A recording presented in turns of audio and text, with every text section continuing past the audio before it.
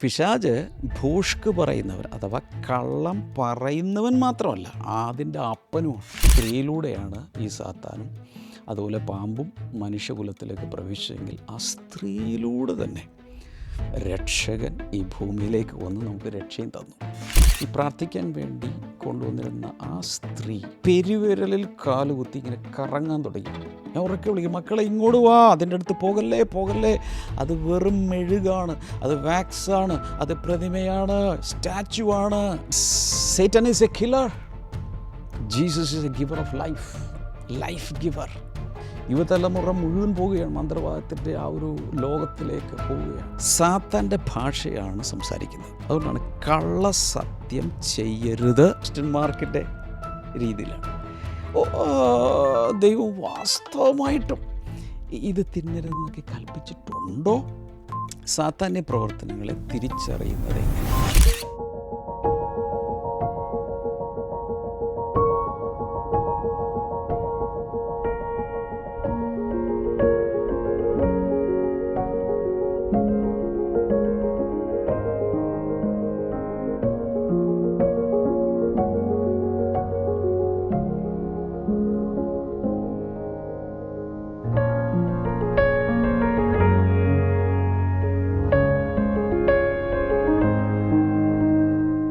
Welcome to today's solo podcast. ഇന്ന് വളരെ പ്രധാനപ്പെട്ട എന്ന് വെച്ചാൽ ദൈനംദിന ജീവിതത്തിൽ, നമ്മുടെ ഓരോരുത്തരുടെയും ജീവിതത്തിൽ പ്രാക്ടിക്കലി പ്രയോജനപ്പെടുന്ന ഒരു ടോപ്പിക്കുമായിട്ടാണ് ഞാൻ നിങ്ങളുടെ മുമ്പിൽ വന്നിരിക്കുന്നത്. ആദ്യമേ തന്നെ പറയാം, ഇത് ആദ്യം മുതൽ അവസാനം വരെ, ഫുൾ സ്റ്റോപ്പ് വരെ മുഴുവൻ കാണണം. കാരണം ഏറ്റവും അവസാനം ഞാൻ 5 ചോദ്യങ്ങൾ ഈ പോഡ്കാസ്റ്റിനെ ബേസ് ചെയ്തുകൊണ്ട് ചോദിക്കും. അതിൻ്റെ ശരി ഉത്തരം 5 ദിവസങ്ങൾക്കകം, പോഡ്കാസ്റ്റ് റിലീസ് ചെയ്ത് 5 ദിവസങ്ങൾക്കകം അയക്കുന്നവർക്ക് സമ്മാനങ്ങൾ ലഭിക്കും. കഴിഞ്ഞ പോഡ്കാസ്റ്റിലെ വിജയികൾക്കൊക്കെ സമ്മാനങ്ങൾ നൽകിക്കൊണ്ടിരിക്കുന്നു. ഓരോന്നും വരുന്നതനുസരിച്ച് അയക്കുകയോ അല്ലെങ്കിൽ ബ്ലെസ്സിങ് ടുഡേയിൽ തന്നെ കൊടുക്കുകയോ ചെയ്തുകൊണ്ടിരിക്കുന്നു. സോ നിങ്ങൾക്ക് ഇന്ന് ഈ സോളോ പോഡ്കാസ്റ്റിൻ്റെ ക്യൂസ് കോമ്പറ്റീഷനൊരു വിന്നറായി മാറാം. ഇന്ന് നമ്മൾ സംസാരിക്കാൻ പോകുന്നത് how to recognise the activities of Satan. സാത്താന്യ പ്രവർത്തനങ്ങളെ തിരിച്ചറിയുന്നത് എങ്ങനെ? നമ്മുടെ ജീവിതത്തിൽ ദൈവത്തിന് പ്രവർത്തിക്കാം, മനുഷ്യർക്ക് പ്രവർത്തിക്കാം, നമുക്ക് തന്നെ പ്രവർത്തിക്കാം. അപ്പോൾ തന്നെ സാത്താൻ അദൃശ്യമായ ലോകത്ത് നിന്ന്, ആത്മീയ ലോകത്ത് നിന്ന്, 4th ഡയമെൻഷനിൽ നിന്ന് പല കാര്യങ്ങളും ചെയ്തുകൊണ്ടിരിക്കും. ഈ ആളെ കാണാനാണെങ്കിൽ പറ്റുന്നില്ല. അങ്ങനെ വരുമ്പോൾ വിശ്വാസികൾ പോലും വളരെ കൺഫ്യൂസ്ഡാണ്, ദൈവദാസന്മാർ കൺഫ്യൂസ്ഡാണ്, സഭകൾ കൺഫ്യൂസ്ഡാണ്. ഇത് പിശാചാണോ, ദൈവമാണോ, ദൂതനാണോ, ആരാണ്? അപ്പോൾ ഇവിടെ വലിയൊരു സ്ട്രാറ്റജി നമ്മൾ മനസ്സിലാക്കേണ്ടത്, ശത്രുക്കളുടെ തന്ത്രങ്ങൾ, സ്ട്രാറ്റജികൾ അറിഞ്ഞാൽ, വിവരങ്ങൾ അറിഞ്ഞാൽ, അതാണ് യുദ്ധത്തിൽ വിജയിക്കുന്നതിനുള്ള ഏറ്റവും നിർണായകമായ ഘടകം. ഒരുപക്ഷെ നിങ്ങൾ കേട്ടിട്ടുണ്ടായിരിക്കും, ഭാരത ചരിത്രത്തിലെ ഒരുപക്ഷെ ഏറ്റവും പ്രശസ്തനായ ഒരു സ്പൈ, ഇന്ത്യയുടെ ഒരു ചാരനായിരുന്നു രവീന്ദ്ര കൗശിക്. കേട്ടിട്ടുണ്ടോ? രാജസ്ഥാനിലാണ് അദ്ദേഹം ജനിച്ചത്. ഇന്ത്യയുടെ എക്സ്റ്റേണൽ ഇൻ്റലിജൻസ് ഏജൻസി അഥവാ RAW അദ്ദേഹത്തെ 70കളിൽ അദ്ദേഹത്തെ റിക്രൂട്ട് ചെയ്ത ശേഷം അദ്ദേഹത്തിന് ഇൻറ്റൻസീവായിട്ടുള്ള ട്രെയിനിങ് കൊടുത്ത ശേഷം അദ്ദേഹം 1975 പാകിസ്ഥാനിലേക്ക് പ്രവേശിച്ച ശേഷം അദ്ദേഹം ഒരു പുതിയ ഐഡൻറ്റിറ്റിയിലാണ് അവിടെ പ്രവേശിക്കുന്നത്. നബി അഹമ്മദ് ഷാക്കിർ എന്നാണ് അദ്ദേഹം അവിടെ പേര് പറഞ്ഞത്. അദ്ദേഹം അവിടെ ചെന്ന് കറാച്ചി യൂണിവേഴ്സിറ്റിയിൽ നിയമത്തിന് പഠിച്ചു, ലോ പഠിച്ചു, പാസ്സായി, പാകിസ്ഥാൻ ആർമിയിൽ ചേർന്നു. എന്നിട്ട് അവിടെ ഓരോ ലെവലുകൾ കടന്ന് പാകിസ്ഥാൻ മിലിറ്ററിയിലെ, ആർമിയിലെ ഒരു മേജറായിട്ട് അദ്ദേഹം മാറുകയാണ്. അതേ സമയത്ത് തന്നെ പാകിസ്ഥാൻ അക്കൗണ്ട്സ് ഡിപ്പാർട്ട്മെൻറ്റിലും അദ്ദേഹത്തിന് ചുമതലകൾ ഉണ്ടായിരുന്നതായിട്ട് പറയപ്പെടുന്നു. ഇങ്ങനെ ആ പൊസിഷനിൽ ഇരുന്നുകൊണ്ട്, ക്യാൻ യു ജസ്റ്റ് ഇമാജിൻ, ആ പൊസിഷനിൽ ഇരുന്നുകൊണ്ട് 1979 -നും 83 ഇടയ്ക്ക് വളരെ ഹൈലി വാല്യുബിൾ ആയിട്ടുള്ള മിലിറ്ററി ഇൻഫർമേഷനാണ് ഇന്ത്യക്ക് അദ്ദേഹം അവിടെ നിന്നുകൊണ്ട് സപ്ലൈ ചെയ്തുകൊണ്ടിരുന്നത്. അവർക്ക് മനസ്സിലായില്ല. പാകിസ്ഥാൻ പട്ടാളത്തിലെ ഒരു മേജറായി പ്രവർത്തിച്ചുകൊണ്ട് ഇന്ത്യക്ക് വളരെ വിലപ്പെട്ട വിവരങ്ങൾ നൽകിക്കൊണ്ടിരുന്ന ഇദ്ദേഹത്തെ ബ്ലാക്ക് ടൈഗർ എന്നാണ് വിളിച്ചിരുന്നത്. പാകിസ്ഥാൻകാർ ഇതറിഞ്ഞില്ല. എന്നാൽ 83 മറ്റൊരു ഇന്ത്യൻ ചാരനെ പാകിസ്ഥാൻ പിടികൂടി. അദ്ദേഹത്തിൽ നിന്നും ക്വസ്റ്റ്യൻ ചെയ്ത് ഇദ്ദേഹത്തെ രവീന്ദ്ര കൗശിക്കിനെയും സംശയിച്ച് അദ്ദേഹം അറസ്റ്റിലായി. ആദ്യം കൊല്ലാൻ വേണ്ടിയാണ് വിധിച്ചതെങ്കിലും പിന്നീട് അവർ മനസ്സ് മാറ്റി 16 വർഷത്തോളം ജയിലിലിട്ടു. അങ്ങനെ അദ്ദേഹം 16 വർഷത്തെ കഠിനമായ ജയിൽവാസവും അതുപോലെ രോഗങ്ങളും എല്ലാം പിടിപെട്ട് അദ്ദേഹം എനിക്കൊന്ന് 2001 ആയപ്പോഴേക്കും അദ്ദേഹം മരിച്ചു. എന്നാൽ അദ്ദേഹത്തിൻ്റെ ജീവിതം മുഴുവൻ ഭാരതത്തിന് വേണ്ടി ഹോമിച്ചു എന്ന് പറയുന്നതാണ് നല്ലത്. അധികം പ്രായമൊന്നും ആയില്ല, അദ്ദേഹം മരിച്ചുപോയി. പറയാൻ വന്നത്, ഇന്ത്യയെ സംരക്ഷിച്ച, ഇന്ത്യയെ രക്ഷിച്ച, ഭാരതത്തെ സ്നേഹിച്ച ഒരു മനുഷ്യനായിരുന്നു അദ്ദേഹം. ജീവൻ കൊടുക്കാൻ വേണ്ടി ഭാരതത്തിന് കിട്ടിക്കൊണ്ടിരുന്നത് ശത്രു രാജ്യത്തിൻ്റെ വിലപ്പെട്ട വിവരങ്ങളാണ്. അതിനനുസരിച്ച് ഇവിടെ പ്രീകോഷൻസ് എടുക്കാനും തന്ത്രങ്ങൾ മെനയാനും ഭാരതത്തിന് ആ നാളുകളിൽ കഴിഞ്ഞുകൊണ്ടിരുന്നു. എന്ന് പറയുന്നത് എല്ലാവരും വെറുക്കണമെന്നോ എന്നൊന്നുമല്ല. വിദേശ രാജ്യങ്ങളിലൊക്കെ പോകുന്ന സമയത്ത് പാകിസ്ഥാൻകാരെ കാണുമ്പോൾ ഞാൻ പറയും, we are brothers and we are sisters. അത് കേൾക്കുമ്പോൾ അവർക്കുള്ള സന്തോഷമൊന്ന് കാണണം. ഞാനങ്ങനെ ഒരു അനിമോസിറ്റി ഒന്നും വളർത്താൻ വേണ്ടിയിട്ട് പറഞ്ഞ ഉദാഹരണം അല്ല. ഇത്രയേ ഉള്ളൂ ഞാൻ പറയാൻ ഉദ്ദേശിച്ചത്. ശത്രു രാജ്യത്തിൻ്റെ അഥവാ ശത്രുവിൻ്റെ തന്ത്രങ്ങൾ മനസ്സിലായാൽ ജയം ഏകദേശം ഉറപ്പാണ്. അതിനനുസരിച്ച് കരുക്കൾ നീക്കിയാൽ ഉറപ്പാണ്. കുറേ നാളുകൾക്ക് മുമ്പാണല്ലോ ആയത്തുള്ള ഖമനയെ ഇസ്രായേലും US ചേർന്ന് വധിച്ചത്. അതിനെക്കുറിച്ച് എനിക്ക് മനസ്സിലായത്, വർഷങ്ങളായി അദ്ദേഹത്തിൻ്റെ നീക്കങ്ങൾ പഠിച്ചുകൊണ്ടിരുന്ന ഹ്യൂമൻ ഇൻ്റലിജൻസും അല്ലാത്തതെല്ലാം വെച്ച് വിവിധ കാര്യങ്ങൾ ഇൻകോർപ്പറേറ്റ് ചെയ്ത് പഠനങ്ങൾ നടത്തി. പ്രത്യേകിച്ച് ഇസ്രായേൽ ചെയ്തുകൊണ്ടിരുന്നത് അതിലെ ഒരു തന്ത്രം ഇതായിരുന്നു. ഖമനയുടെ വാഹനത്തിൻ്റെ നീക്കങ്ങൾ അവർ പഠിക്കാൻ തുടങ്ങി. എങ്ങനെയാണിത് പഠിച്ചത്? അദ്ദേഹത്തിൻ്റെ വാഹനങ്ങൾ പോകുന്ന സ്ഥലങ്ങളിലുള്ള ട്രാഫിക് ക്യാമറകൾ, AI ക്യാമറകളെ അവർ ഹാക്ക് ചെയ്തു. അതിൽ നിന്നും വിവരങ്ങൾ ചോർത്തി. അതിൽ നിന്നും അദ്ദേഹത്തിൻ്റെ വണ്ടികൾ പോകുന്ന പാറ്റേണുകൾ ഇവർ മനസ്സിലാക്കി. ഇങ്ങനെ വളരെ വെൽ പ്ലാൻഡായി പദ്ധതികൾ തയ്യാറാക്കിയാണ് അദ്ദേഹത്തെ വധിച്ചത്. ഇത് ചാരപ്രവൃത്തിയാണെന്നറിയാം. ഇനി ഞാനിവിടെ പറയാൻ ഉദ്ദേശിക്കുന്നത് ഏതെങ്കിലും രാജ്യത്തെ കീഴടക്കുന്നതോ അങ്ങനെയുള്ള സ്ട്രാറ്റജികളോ സ്പൈ വർക്കിനെ കുറിച്ചൊന്നുമല്ല. നമുക്ക് പോരാട്ടമുള്ളത് എഫെസ്യ ലേഖനം 6-ാം അധ്യായത്തിൽ 10 മുതൽ താഴേക്ക് വായിക്കുമ്പോൾ കാണുന്നത് പോലെ ജഡരക്തങ്ങളോടല്ല, മറിച്ച് വാഴ്ചകളോടും അധികാരങ്ങളോടും സ്വർലോകങ്ങളിലെ ദുഷ്ടാത്മാക്കളോടും അതുപോലെ ആകാശത്ത് വിന്യസിച്ചിരിക്കുന്ന പൈശാചിക വ്യാപാരങ്ങളോടുമാണ്.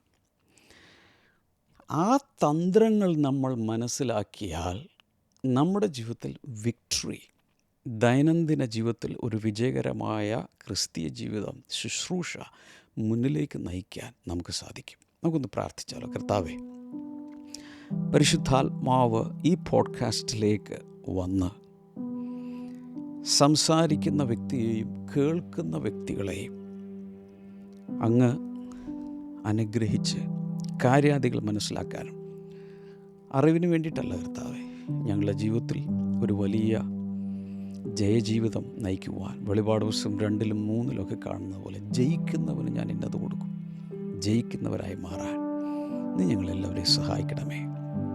Holy Spirit, come and enlighten the eyes of our heart, the eyes of our understanding. Give us that comprehension, Father. ഇത് കേൾക്കുന്ന എല്ലാവരെയും അങ്ങ് സഹായിക്കുന്നതിനായി നന്ദി. In Jesus' name. ആമേൻ, ആമേൻ.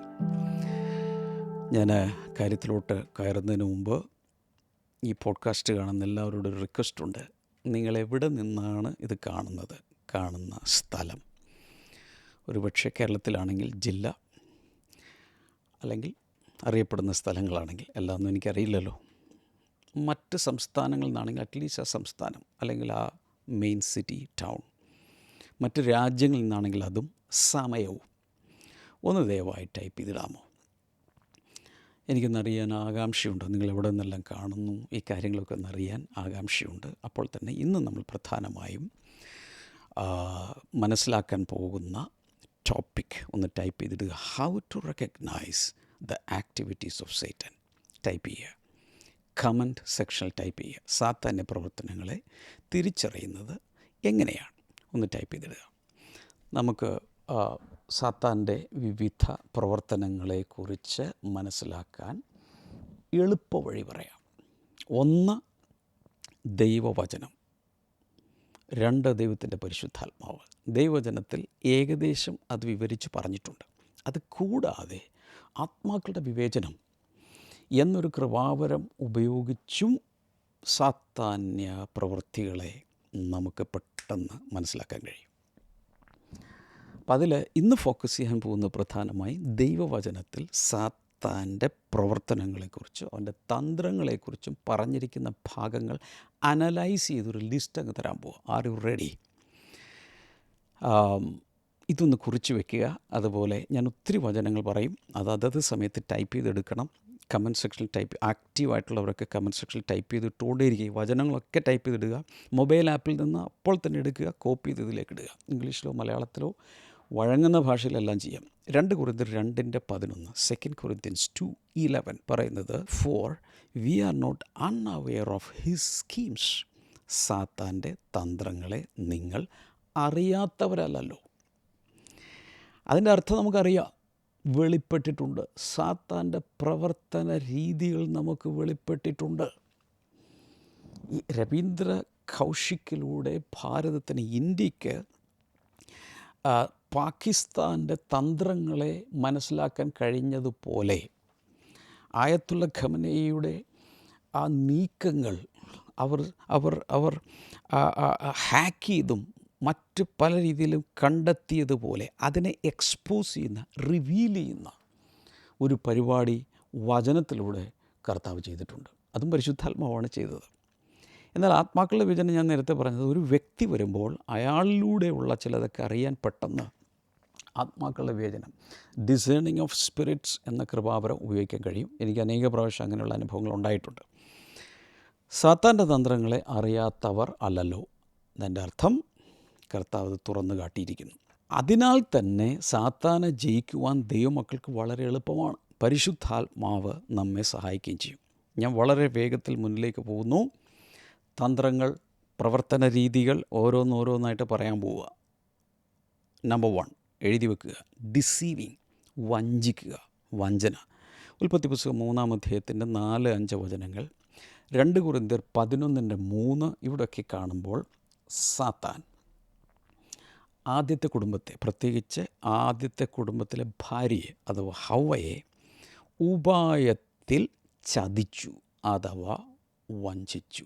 നമ്മൾ മനസ്സിലാക്കേണ്ട, Satan's nature is a cunning nature. Satan is revealed as a cunning deceiver. സൂത്രശാലിയായി കൗശലം ഉപയോഗിച്ച് ആളുകളെ വഞ്ചിക്കുന്നൊരു സ്വഭാവം സാത്താനുണ്ട്. അപ്പോൾ ആദ്യത്തെ കുടുംബത്തെ വഞ്ചനയിലൂടെ, ബലപ്രയോഗത്തിലല്ല. പ്രത്യേകിച്ച് അവിടെ ഓർക്കണം, അവിടെ ഈ തോട്ടത്തിൽ അഥവാ അവർ ജീവിക്കുന്ന ഇക്കോസിസ്റ്റത്തിൽ, എൻവയൺമെൻറ്റിൽ ആന, പുലി, കടുവ, സിംഹം തുടങ്ങി ചീറ്റപ്പുലി എല്ലാം ഉണ്ട്. അതിലൂടെ ഒന്നുമല്ല സാത്താൻ വന്നത്. സാത്താൻ വന്നത് പാമ്പിലൂടെയാണ്. സാധാരണ പറയാറുണ്ട്, ഈ പാമ്പ് വന്ന് നിൽക്കുന്നൊരു നിൽപ്പുണ്ട്, ഇങ്ങനെ വന്ന ഒരു നിൽപ്പാണ്. അതൊരു ക്വസ്റ്റ്യൻ മാർക്കാണ്. പത്തി വിടർത്തി ഒരു മൂർഖൻ പാമ്പൊക്കെ വന്ന് നിൽക്കുകയാണെങ്കിൽ ഏകദേശം ഇങ്ങനെ ഇരിക്കും. എന്ന് വെച്ചാൽ അതൊരു ക്വസ്റ്റ്യൻ മാർക്കിൻ്റെ രീതിയിലാണ്. ദൈവം വാസ്തവമായിട്ടും ഇത് തിന്നരുതെന്നൊക്കെ കൽപ്പിച്ചിട്ടുണ്ടോ? അപ്പോൾ ഒരു ക്വസ്റ്റ്യൻ മാർക്ക് ഇട്ട് കൊടുത്തു, ഒരു സംശയം ജനിപ്പിച്ചു. അതിലൂടെ കുരുക്കി തുടർന്നുള്ള മനുഷ്യ കുലത്തെ മുഴുവൻ വഞ്ചിച്ച വഞ്ചകനും ചതിയനും ഉപായിയുമാണ്. ബൈ നേച്ചർ, ക്യാരക്ടർ ഇതാണെന്നാണ് ഈ പറഞ്ഞത്. ഇത് നമ്മൾ നന്നായിട്ട് മനസ്സിലാക്കണം. അപ്പോൾ അവിടെ എന്തുകൊണ്ട്, ഒരു പക്ഷേ ചോദിക്കാം, കുടുംബനാഥനെ അല്ലേ സമീപിക്കേണ്ടത്? മാന്യന്മാരൊക്കെ സാധാരണ രീതിയിൽ കോളിംഗ് ബെല്ലടിച്ച് വീട്ടുകാരനുണ്ടോ അങ്ങനെയല്ല ചോദിക്കേണ്ടത്. ഇവിടെ വീട്ടുകാരൻ്റെ അടുക്കലല്ല വന്ന് വീട്ടുകാരിയുടെ അടുക്കലാണ് ചെന്നത്. അതിന് കാരണം പിശാച് തന്ത്രപൂർവ്വം മനസ്സിലാക്കി he could entice the woman easily. ഈ സ്ത്രീയെയാണ് വേഗത്തിൽ കുരുക്കാൻ പറ്റും എന്ന് ഈ സാത്താന് മനസ്സിലായി. അതുകൊണ്ട് he took advantage of the weakness of woman. സ്ത്രീയുടെ ബലഹീനതയാണ് മുതലാക്കിയത്. 1 തിമോത്തിയോസ് 2-ാം അധ്യായത്തിൻ്റെ 13-14 വചനങ്ങൾ കുറിച്ച് വയ്ക്കുകയും പിന്നീട് വായിക്കുകയും ചെയ്യണം. സാധാരണ ഡോർ ടു ഡോർ സെയിൽ നടത്തുന്ന ആളുകൾ ചിലവർ ഭയങ്കര വഞ്ചകന്മാരായിരിക്കും. ചില ബിസിനസ് ടാക്ടിക്സും ഉണ്ടെന്ന് വെച്ചു. ചെന്നിട്ട് പുരുഷന്മാരില്ലാത്ത സമയത്ത് വീട്ടിൽ ചെന്ന് സ്ത്രീകളുമായി ചങ്ങാത്തം കൂടി, ചേച്ചി ഒരു ഗ്ലാസ് വെള്ളം തരാമോ ഇതൊക്കെ പറഞ്ഞ് ദാഹിച്ചിട്ട് വയ്യ, ഞങ്ങൾക്കൊരു പ്രോഡക്റ്റ് ഉണ്ട് അത് തന്നോട്ടെ, അതെല്ലാം പറഞ്ഞ് ഫലിപ്പിച്ച് അവസാനം പ്രോഡക്റ്റ് വിൽക്കുന്നതിൽ ഇതിലൊന്നും യാതൊരു കുഴപ്പമില്ല. പക്ഷേ ഈ പ്രോഡക്റ്റിൻ്റെ കാര്യം പറഞ്ഞു വന്ന അവസാനം സ്വർണ്ണാഭരണങ്ങളും അവിടുത്തെ വില പിടിച്ച സാധനങ്ങളെല്ലാമായിട്ട് കളയും. എന്തുകൊണ്ട്? വീട്ടുകാരനോട് ഇത് ചെയ്തില്ല, പുരുഷനോട് ഇത് ചെയ്തില്ല, ഭർത്താവിനോട് ചെയ്തില്ല. കാരണം സ്ത്രീയിലൂടെ കയറാൻ പറ്റുമെന്നുള്ളത് സാത്താന് മനസ്സിലായിട്ടുണ്ട്. ഇത് എല്ലാ കുടുംബങ്ങളും മനസ്സിൽ വയ്ക്കേണ്ട ഒരു കാര്യമാണ്. നോർമലി കൂടുതൽ ബലഹീനമായ ഒരു പാത്രത്തിലൂടെയാണ് പ്രവർത്തിക്കാൻ ശ്രമിക്കുന്നത്. ഏതായാലും എനിക്കൊരു കാര്യത്തിൽ സന്തോഷമുള്ള, ആ സ്ത്രീയിലൂടെയാണ് ഈ സാത്താനും അതുപോലെ പാമ്പും മനുഷ്യകുലത്തിലേക്ക് പ്രവേശിച്ചെങ്കിൽ ആ സ്ത്രീയിലൂടെ തന്നെ രക്ഷകൻ ഈ ഭൂമിയിലേക്ക് വന്ന് നമുക്ക് രക്ഷയും തന്നു. ഒരു ഹല്ലേലൂയ പറഞ്ഞേ. Praise God, praise God, praise God. രണ്ടാമത്തേത് സ്പ്രെഡിങ് ലൈസ്. പിശാചിൻ്റെ അടുത്തൊരു തന്ത്രമാണ്, അല്ലെങ്കിൽ പ്രവർത്തന രീതിയാണ് നുണ പ്രചരിപ്പിക്കുക, അല്ലെങ്കിൽ കള്ളം പ്രചരിപ്പിക്കുക. യോഹന്നാൻ്റെ സുവിശേഷം 8-ാം അധ്യായം 44-ാമത്തെ വചനം ഒന്ന് നിങ്ങളുടെ മൊബൈൽ ആപ്പിൽ നിന്ന് കോപ്പി ചെയ്ത് ഇതിലേക്ക് ഇടുക. അവിടെ പറയുന്നത് Satan is a liar and the father of lies. പിശാച് ഭോഷ്ക് പറയുന്നവൻ അഥവാ കള്ളം പറയുന്നവൻ മാത്രമല്ല, അതിൻ്റെ അപ്പനുമാണ്. കള്ളം പറയുന്ന എല്ലാവർക്കും ഒരു പിതാവുണ്ട്. ആ പിതാവിൻ്റെ പേരാണ് പിശാച്. ഭൂമിയിൽ ആരൊക്കെ കള്ളം പറയുന്നു അവരുടെ അപ്പൻ പിശാചാണെന്നർത്ഥം. ഭൂമിയിൽ ആരല്ല സത്യം സംസാരിക്കുന്നു, സ്വർഗത്തിലെ ദൈവമാണ് അവരുടെ പിതാവ്. അവിടെ തന്നെ താഴേക്ക് വായിക്കുമ്പോൾ ആ ഭാഗത്ത് തന്നെ, അഥവാ യോഹന്നാൻ 8:44 പറയുന്നത് his mother tongue and native language is ലൈ.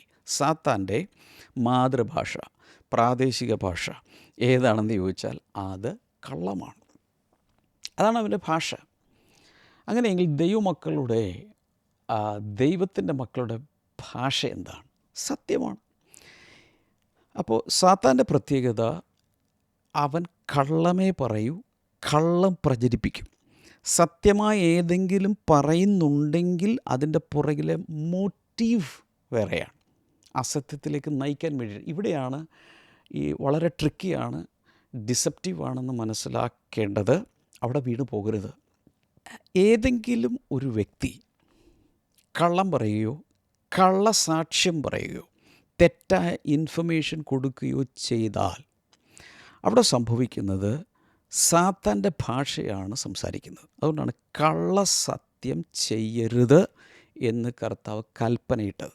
അങ്ങനെ ചെയ്യുന്നവർ സാത്താൻ്റെ പാർട്ടിയായി അവൻ്റെ ടീമിൽ പ്രവർത്തിക്കുകയാണ്. ഇത് വളരെ വളരെ ശ്രദ്ധിക്കേണ്ട ഒരു കാര്യമാണ്. ഒരു വ്യക്തി സത്യം സംസാരിക്കുമ്പോൾ ദൈവത്തിൻ്റെ ഭാഷയും, കള്ളം സംസാരിക്കുമ്പോൾ സാത്താൻ്റെ ഭാഷയുമാണ് സംസാരിക്കുന്നത്. That is very plain. എന്നാൽ കർത്താവ് ഇങ്ങനെ പറഞ്ഞു, നിങ്ങളെക്കുറിച്ച് ആരെങ്കിലും കളവ് പറയുകയോ അസത്യം പ്രചരിപ്പിക്കുകയോ ദൂഷണം പറയുകയോ ക്രിട്ടിസൈസ് ചെയ്യുകയോ നിങ്ങൾ സ്വപ്നത്തിൽ പോലും കാണാത്ത കാര്യങ്ങൾ പ്രചരിപ്പിക്കുകയോ ചെയ്യുമ്പോൾ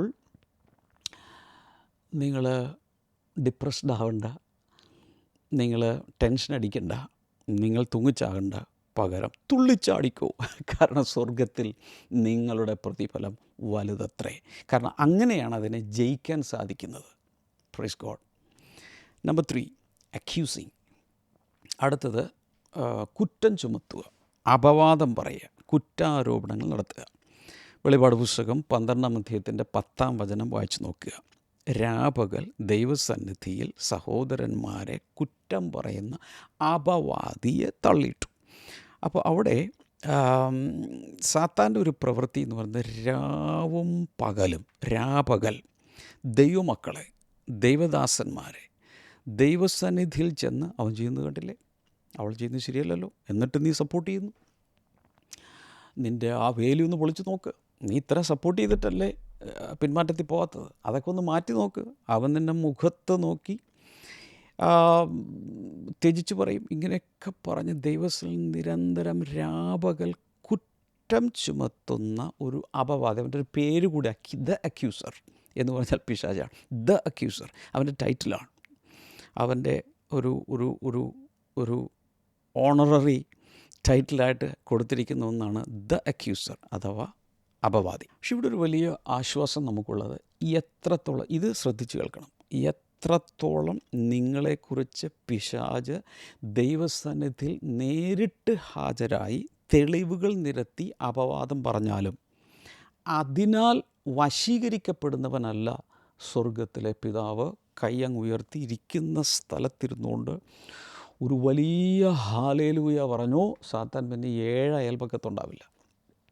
ഈ വെളിപാട് കിട്ടിക്കഴിഞ്ഞാൽ, ഇപ്പോൾ എന്നോട് ആരെങ്കിലുമൊക്കെ കുറിച്ച് കുറേ ആളുകൾ അപവാദം പറഞ്ഞ് ചിലപ്പോൾ ഞാൻ കുറേയൊക്കെ അങ്ങോട്ട് വിശ്വസിച്ചു പോയി. ഞാൻ മനുഷ്യനല്ലേ, എല്ലാം അറിയുന്നില്ലല്ലോ. ചിലതൊക്കെ ഞാൻ വിശ്വസിച്ചു, അയ്യോ അങ്ങനെയാണോ, അയാൾ അങ്ങനെയാണോ എന്നൊക്കെ വിശ്വസിച്ച് പോകാം. നിങ്ങളും വിശ്വസിച്ച് പോകാം. സർവജ്ഞാനിയായ സകലവും അറിയുന്ന കൃത്യം നേരോടെ കാര്യങ്ങൾ മനസ്സിലാക്കുന്ന പിതാവിനെ സംബന്ധിച്ചിടത്തോളം ഇതിൻ്റെ ഒരു പ്രശ്നമില്ല, ഇങ്ങനൊരു പ്രശ്നമില്ല. പിന്നെ വ്യക്തമായിട്ട് അറിയില്ല നിങ്ങളാരാണെന്ന് കർത്താവിന് അറിയാം. നിങ്ങൾ ചെയ്തിട്ടുള്ള തെറ്റുകൾ, ചെയ്യാത്ത തെറ്റുകൾ എല്ലാം കർത്താവിനറിയാം. സോ നോബഡി ക്യാൻ ഇൻഫ്ലുവൻസ് ആ ഫാദർ. ഇത് മനസ്സിലാക്കണം. ഒരു ഹാലയിലൂടെ പറയാൻ സമയമായി. Okay, number 4. അടുത്ത പിശാചിൻ്റെ ഒരു തൊഴിലാണ് അല്ലെങ്കിൽ ഒരു തന്ത്രമാണ് സിഫ്റ്റിംഗ് ദ ബിലീവേഴ്സ്, അല്ലെങ്കിൽ വിശ്വാസികളെ പാറ്റുക എന്ന് പറഞ്ഞാൽ മനസ്സിലായെന്നറിയില്ല. മുറത്തിലിട്ട് ഇങ്ങനെ ഗോതമ്പോ അരിയോ ഒക്കെ ഇങ്ങനെ ചെയ്യൂലേ, അതിനെന്താ പറയുക, അങ്ങനെ സ്വിഫ്റ്റ് ചെയ്യുന്നത്. അങ്ങനെ ചെയ്യുമ്പോൾ ഉദ്ദേശം ഇത്രയേ ഉള്ളൂ, നല്ല മണികളല്ല. ഞാൻ എൻ്റെ അമ്മ ഇത് ചെയ്യുന്നത് ഞാൻ കണ്ടിട്ടുണ്ട് ചെറുപ്പത്തിൽ. ഇതിങ്ങനെ ചെയ്യുന്ന സമയത്ത് നല്ല മണികളെല്ലാം നമ്മുടെ അടുത്തേക്ക്, ഈ മുറത്തിൻ്റെ നമ്മുടെ അടുത്തുള്ള ഭാഗത്ത് ഈ അറ്റ ഭാഗത്തായിട്ട് പതിരുകൾ, തൊണ്ട് അങ്ങനെയുള്ളതൊക്കെ വരും. അതിങ്ങനെയൊക്കെ ചെയ്ത് ഏറ്റവും അവസാനം ഒരു ചെറിയൊരു ഇങ്ങനൊരു പരിപാടിയുണ്ട്. അത് ചെയ്ത് കഴിയുമ്പോൾ ആ പതിരും സാധനങ്ങളെല്ലാം കൂടി പുറത്തേക്ക് പോകും. ഇതാണ് മലയാളം ബൈബിളിൽ പാറ്റുക എന്നാണ് പറഞ്ഞിരിക്കുന്നത്, സ്വിഫ്റ്റ് ചെയ്യുക. അപ്പോൾ നല്ലത് മാത്രം കിട്ടി, മറ്റേത് മുറത്തിൻ്റെ വെളിയിലേക്ക് കളഞ്ഞു. അങ്ങനെ ചെയ്ത ശേഷം അതെടുത്തിട്ടാണ് കഴുകി വേവിക്കുന്നത്, കുക്ക് ചെയ്യുന്നത്, എല്ലാ കാര്യങ്ങളും ചെയ്യുന്നത്. എന്താണ് ഇതിൻ്റെ അർത്ഥം? Sifting the believers means tempting the believers. പ്രലോഭനങ്ങളിൽ ഉൾപ്പെടുത്താൻ വേണ്ടി കിണഞ്ഞ് പരിശ്രമിച്ച് പ്രലോഭനങ്ങൾ ഉൾപ്പെടുത്തി എങ്ങനെയെങ്കിലും വീഴ്ത്തി കളത്തിന് വെളിയിൽ കളയുക, ആളെ ഔട്ടാക്കുക. ഇതാണ് സാത്താൻ്റെ അടുത്ത തന്ത്രം. എന്നോടൊപ്പം ഉണ്ടോ? ഈ പോഡ്കാസ്റ്റ് നിങ്ങളുടെ ജീവിതത്തിൽ തീർച്ചയായും പ്രയോജനപ്പെടും. അതുകൊണ്ട് ഈ സിഫ്റ്റിംഗ് ദ ബിലീവേഴ്സ്, പ്രലോഭനം എന്ന് പറഞ്ഞ പോലെ ഇപ്പോൾ ഭയങ്കര പ്രലോഭനം വരെ, ഇത് നിർത്തി വേറെ ഏതെങ്കിലും ഒരു വീഡിയോ കാണാൻ, അതിലും ജയിക്കണമെന്നാണ് ഞാനീ പറയുന്നത്. ഇത് മുഴുവൻ കാണണം. ഇത് നിങ്ങളെ തീർച്ചയായിട്ടും നിങ്ങളുടെ ക്രിസ്തീയ ജീവിതത്തിൽ, വിശ്വാസ ജീവിതത്തിൽ അനുഗ്രഹിക്കും. ഓക്കെ, അപ്പോൾ ഇതിൻ്റെ നല്ലൊരു ഉദാഹരണം നടക്കുന്നത് യേശു കർത്താവ് ക്രൂശീകരണത്തിന് മുമ്പ് തൻ്റെ ശിഷ്യന്മാരെല്ലാം വിളിച്ചു കൂട്ടിയിട്ട് പറഞ്ഞു, പത്രോസിനോട് പറഞ്ഞു, പത്രോസേ, സാത്താൻ നിങ്ങളെ ഗോതമ്പ് മണി പോലെ പാറ്റുവാൻ 2 വട്ടം കൽപ്പന ചോദിച്ചു. ഞാനോ നിൻ്റെ വിശ്വാസം പോകാതിരിക്കാൻ നിനക്ക് വേണ്ടി അപേക്ഷിച്ചു, പ്രാർത്ഥിച്ചു. ഒരു സമയം നീ തിരിഞ്ഞു വന്ന ശേഷം നിൻ്റെ സഹോദരങ്ങളെ കൂടെ ഉറപ്പിച്ചു കൊള്ളുക. ഇതൊരു പ്രാവചനികമായും പല കാര്യങ്ങൾ കണ്ടും അറിഞ്ഞും കർത്താവ് പറഞ്ഞൊരു സ്റ്റേറ്റ്മെൻറ്റാണ്. എന്ത് സംഭവിച്ചതിന് ശേഷം അറിയാം. സാത്താൻ്റെ വലിയ പരീക്ഷാ പ്രലോഭനം തനിക്ക് നേരിടേണ്ടി വന്നു. എനിക്ക് തോന്നുന്നു മഹാപുരോഹിതനായ കയ്യഫാവിൻ്റെ വീട്ടുമുറ്റത്ത് തീ കാഞ്ഞുകൊണ്ടിരിക്കുന്ന അവസ്ഥയിൽ ഒരു പെൺകുട്ടി വന്ന് അവനോട് ചോദിക്കുന്നത്, നീയും ആ കൂട്ടത്തിലുള്ളതല്ലേ? ആ പ്രലോഭനത്തിൽ അവന് പിടിച്ചു നിൽക്കാൻ കഴിഞ്ഞില്ല. മരണത്തെ ഭയന്നു, ശിക്ഷയെ ഭയന്നു, പ്രശ്നങ്ങളെ ഭയന്നു. പെട്ടെന്ന് അവൻ തള്ളിപ്പറഞ്ഞു, 3 പ്രാവശ്യം തള്ളിപ്പറഞ്ഞു. എന്നാൽ പിന്നീട് കർത്താവിനെ പറഞ്ഞു, നിനക്ക് വേണ്ടി പ്രാർത്ഥിച്ചിട്ടുണ്ടെന്ന്. അതുകൊണ്ട് പിന്നീട് അവൻ മാനസാന്തരപ്പെട്ട് പത്രോസ് തള്ളിപ്പറഞ്ഞ ശേഷം പുറത്തുപോയി അതിദുഃഖത്തോടെ കരഞ്ഞു. ദൈവത്തിലേക്ക് അവൻ മടങ്ങി വന്നു. പെന്തക്കോസ്ത് നാളിൽ വളരെ ശക്തമായൊരു അഗ്നിയുടെ ശുശ്രൂഷയുമായി 3000-ഓളം പേരെ സ്നാനത്തിലേക്ക് വഴി നടത്തുന്ന ശക്തനായ പ്രസംഗകനായ, പ്രഭാഷകനായ, ശുശ്രൂഷകനായ, അപ്പസ്തോലനായി സഭായുഗത്തെ ലോഞ്ച് ചെയ്യാൻ ദൈവം ഉപയോഗിച്ചത് ഈ പത്രോസിനെയാണ്. എന്തുകൊണ്ട്? യേശു പത്രോസിന് വേണ്ടി പ്രാർത്ഥിച്ചു. ബ്രദർ, സിസ്റ്റർ, എൻ്റെ കണ്ണിലേക്ക് നോക്കുക. നിങ്ങളെയും പാറ്റിക്കളയുവാൻ, സിഫ്റ്റ് ചെയ്യാൻ, മുറത്തിലിട്ട് ഇങ്ങനെ ചെയ്ത് ഈ വിനോയിങ് ഫോർക്ക് എന്ന് പറയുന്ന ഇതൊക്കെ കൊണ്ടാണ് അവർ ചെയ്യുന്നത്. നമ്മുടെ നാട്ടിലാണ് മുറം.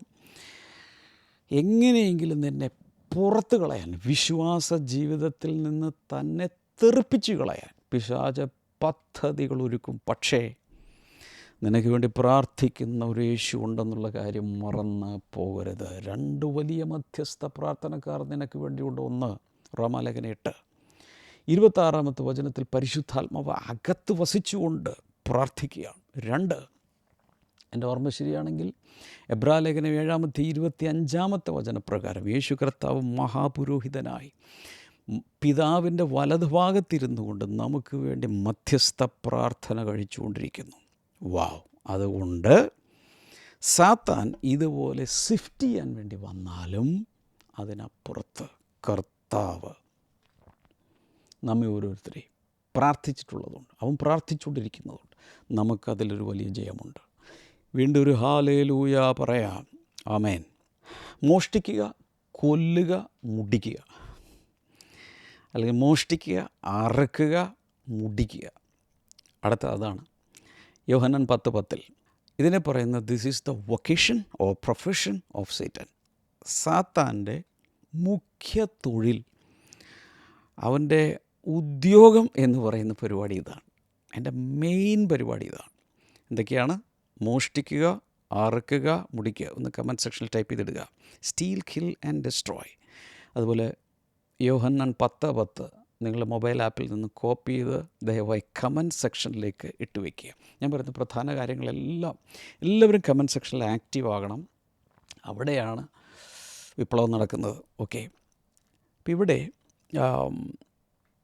എവിടെയെങ്കിലും ഭൂമിയിൽ എവിടെയെങ്കിലും ഒരു റോബറി നടക്കുക, ഒരു കൊള്ള നടന്നു, അല്ലെങ്കിൽ ഒരു കൊലപാതകം നടന്നു, ഒരു ദിവസം എത്ര പേരാണ് കൊല്ലപ്പെടുന്നത്? ചിന്തിച്ചു നോക്ക്. സോഷ്യൽ മീഡിയയിൽ നോക്ക്, ടി വിയിൽ നോക്ക്, പത്രമാധ്യമങ്ങളിൽ നോക്ക്. ഒരു ദിവസം കൊല്ലപ്പെടുന്നവരുടെ എണ്ണം പറ.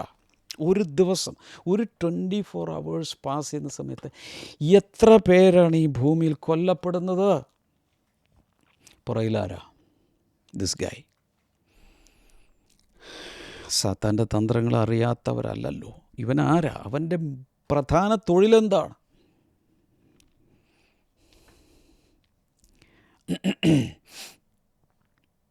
ഞാനൊരു സന്തോഷ വാർത്ത പറഞ്ഞോട്ടെ. സാത്താൻ മോഷ്ടിക്കുമ്പോൾ യേശു കർത്താവ് നൽകുന്നവനാണ്. I have come to give. Satan is a stealer, Jesus is a giver. യേശുവെ എന്നൊന്ന് വിളിച്ചേ. അവിടെ ഇരിക്കുന്ന സ്ഥലത്തിരുന്നുകൊണ്ട് യേശുവെ എന്ന് വിളിക്കും. മോട്ടിച്ചുകൊണ്ട് പോയതെല്ലാം തിരിച്ചു കിട്ടുമെന്ന് ഈ യേശുവിനെ വിളിച്ചാൽ. 2, Satan is A killer, Jesus is a giver of life giver. സാത്താൻ ജീവനെടുക്കുമ്പോൾ, കൊല്ലുമ്പോൾ, അറക്കുമ്പോൾ യേശു തന്നെത്താൻ ഇങ്ങനെ പറഞ്ഞു, ഞാൻ വന്നിരിക്കുന്നത് നിങ്ങൾക്ക് സമൃദ്ധിയായ abundant life, zoe life, God kind of life, സമൃദ്ധിയായ ജീവൻ, ഇറ്റേണൽ ലൈഫ്, നിത്യമായ ജീവൻ ഉണ്ടാകുവാനും അത്ര. 60 വർഷത്തേക്കല്ല, 80 വർഷത്തേക്കല്ല, 98 വർഷത്തേക്കല്ല, നിത്യകാലത്തെ ജീവനുണ്ടാകാനാണ് ഞാൻ വന്നിരിക്കുന്നത്. അടുത്തത്, സേറ്റൻ ഈസ് എ ഡെസ്ട്രോയർ, അല്ലേ? സാത്താൻ തകർക്കുന്നവനാണ്, മുടിക്കുന്നവനാണ്, നശിപ്പിക്കുന്നവനാണ്. എന്നാൽ Yeshu he's a builder, he's a constructor. കർത്താവ് സകലവും പണിയുന്നവനാണ്. ഞാനിത് പറയുന്ന സമയത്ത് ഒരു പോഡ്കാസ്റ്റാണെങ്കിൽ പോലും എനിക്കങ്ങോട്ട് തോന്നിപ്പോകുന്നു, ചിലരുടെയൊക്കെ ലൈഫിൽ തകർന്നു കിടക്കുന്നതിനെ പണിയുവാൻ ഈ ദിവസങ്ങളിൽ യേശു കർത്താവ് നിങ്ങളുടെ ജീവിതത്തിൽ എഴുന്നേൽക്കാൻ പോവുകയാണ്. ഇരിപ്പിൽ യേശുവേ എന്നൊന്ന് വിളിച്ചേ. കൂടാതെ നിങ്ങളുടെ ജീവിതത്തിൽ ലൈഫ് നഷ്ടപ്പെട്ടു, പഴയ പോലത്തെ ലൈഫില്ല. അങ്ങനെയെങ്കിൽ ഒരു റെസറക്ഷൻ ലൈഫ്, അല്ലെങ്കിൽ ഉയർപ്പിൻ്റെ ജീവൻ നൽകാൻ കർത്താവിന് സാധിക്കും. കൂടാതെ സാത്താൻ നേരത്തെ പറഞ്ഞ പോലെ മോഷ്ടിക്കുന്നവനാണ്, പക്ഷേ 7 മടങ്ങ് തരാൻ കർത്താവിന് സാധിക്കും. Satan scatters, Jesus gathers. സാത്താൻ സകലത്തെ ചിതറിപ്പിക്കും, കുടുംബങ്ങളെ ചിതറിപ്പിക്കും, കുടുംബാംഗങ്ങളെ ചിതറിപ്പിക്കും, ഫ്രണ്ട്സിനെ ചിതറിപ്പിക്കും, കൂട്ടായ്മകളെ തകർത്ത് ഭിന്നിപ്പിച്ച് ചിതറിപ്പിക്കാൻ ശ്രമിക്കും. യേശു കർത്താവ് ചെയ്യുന്നത് ചിറകിൻ കീഴിലേക്ക് എല്ലാവരെയും ഇങ്ങനെ കൂട്ടിച്ചേർത്ത്, കോഴി തൻ്റെ കുഞ്ഞുങ്ങളെ ചിറകിൻ കീഴിൽ ഇങ്ങനെ പിടിച്ചിരിക്കുന്ന പോലെ പിടിക്കുന്നവനാണ് യേശു. അപ്പോൾ സാത്താൻ കൊല്ലുന്നവൻ ഞാൻ ഇന്നും ഓർക്കുന്നു. ഞാൻ ഈ അനുഭവം പറഞ്ഞത് ചിലർക്കൊക്കെ ഓർമ്മ കാണും. നമ്മുടെ മിനിസ്ട്രിയുടെ ആദ്യത്തെ ഓഫീസ് എറണാകുളം നോർത്തിലൊരു ചെറിയൊരു വീടാണ്. ആ വീട്ടിലിങ്ങനെ അതിൻ്റെ ഒരു മുറി ഓഫീസ് റൂമാക്കി, ഒരു ബെഡ്റൂമുണ്ട്, ഒരു ലിവിങ് റൂമുണ്ട്. ഇങ്ങനെ ഉള്ളവരെല്ലാം കൂടി ഇങ്ങനെ ജീവിക്കുന്നൊരു കാലം. അതിനകത്തൊരു രാത്രി 10-15 പേരൊക്കെ കിടക്കും. കൊച്ചു ഓഫീസാണ്. അതിൽ ഓഫീസ് റൂമിൽ ഒരു ദിവസം ഞാനിങ്ങനെ കുനിഞ്ഞ് എന്തൊക്കെയോ ഇങ്ങനെ ചെയ്തുകൊണ്ടിരിക്കുന്ന സമയത്ത് അപ്പുറത്ത് ഒരു സ്ത്രീയെ മറ്റൊരു സ്ത്രീ പ്രാർത്ഥിക്കാൻ വേണ്ടി കൊണ്ടുവന്നു.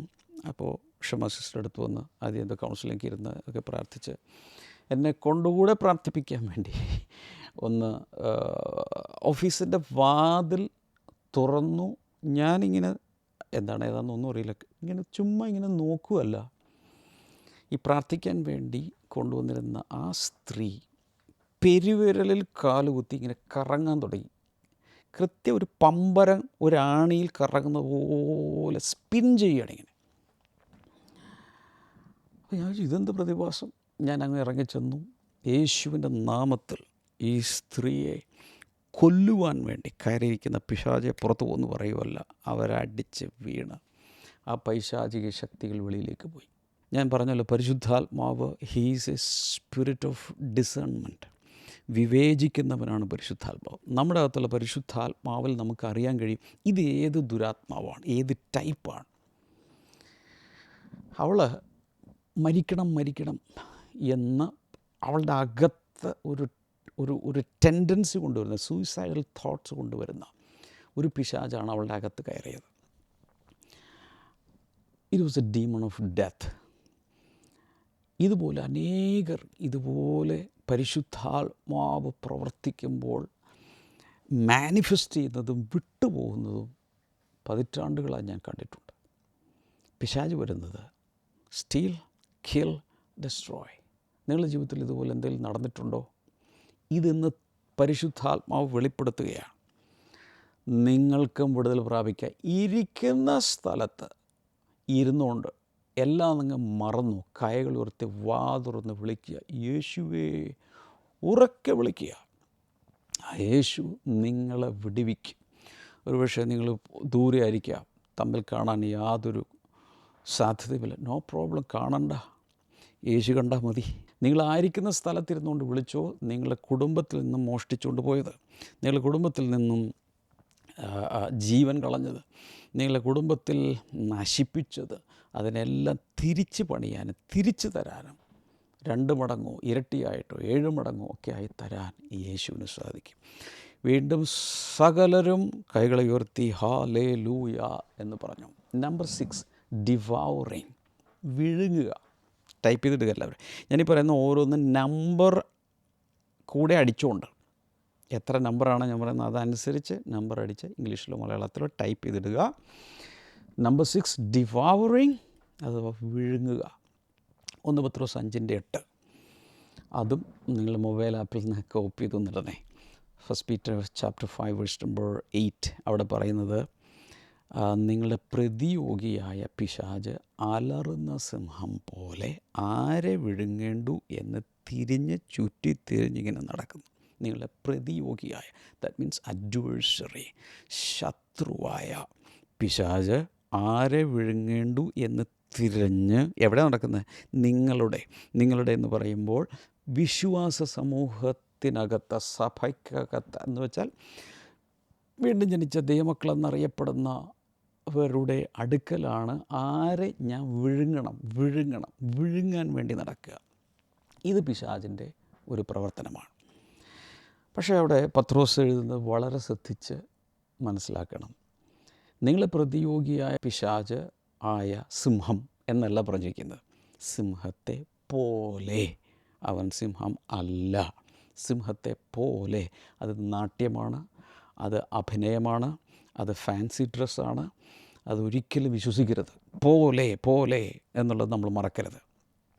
കാരണം യഥാർത്ഥ സിംഹം യഹൂദാ ഗോത്രത്തിലെ സിംഹമായ യേശുവാണ്. വെളിപാട് പുസ്തകത്തിൽ നമ്മൾ വ്യക്തമായി 4-ാം അധ്യായത്തിൽ 5-ാം അധ്യായത്തിലൊക്കെ കാണുന്നുണ്ട്. ഒരു കുഞ്ഞാടിനെയാണ് കാണുന്നത്. പക്ഷെ തിരിഞ്ഞു നോക്കുമ്പോൾ യഹൂദാ ഗോത്രത്തിലെ സിംഹത്തെ കാണുന്നു.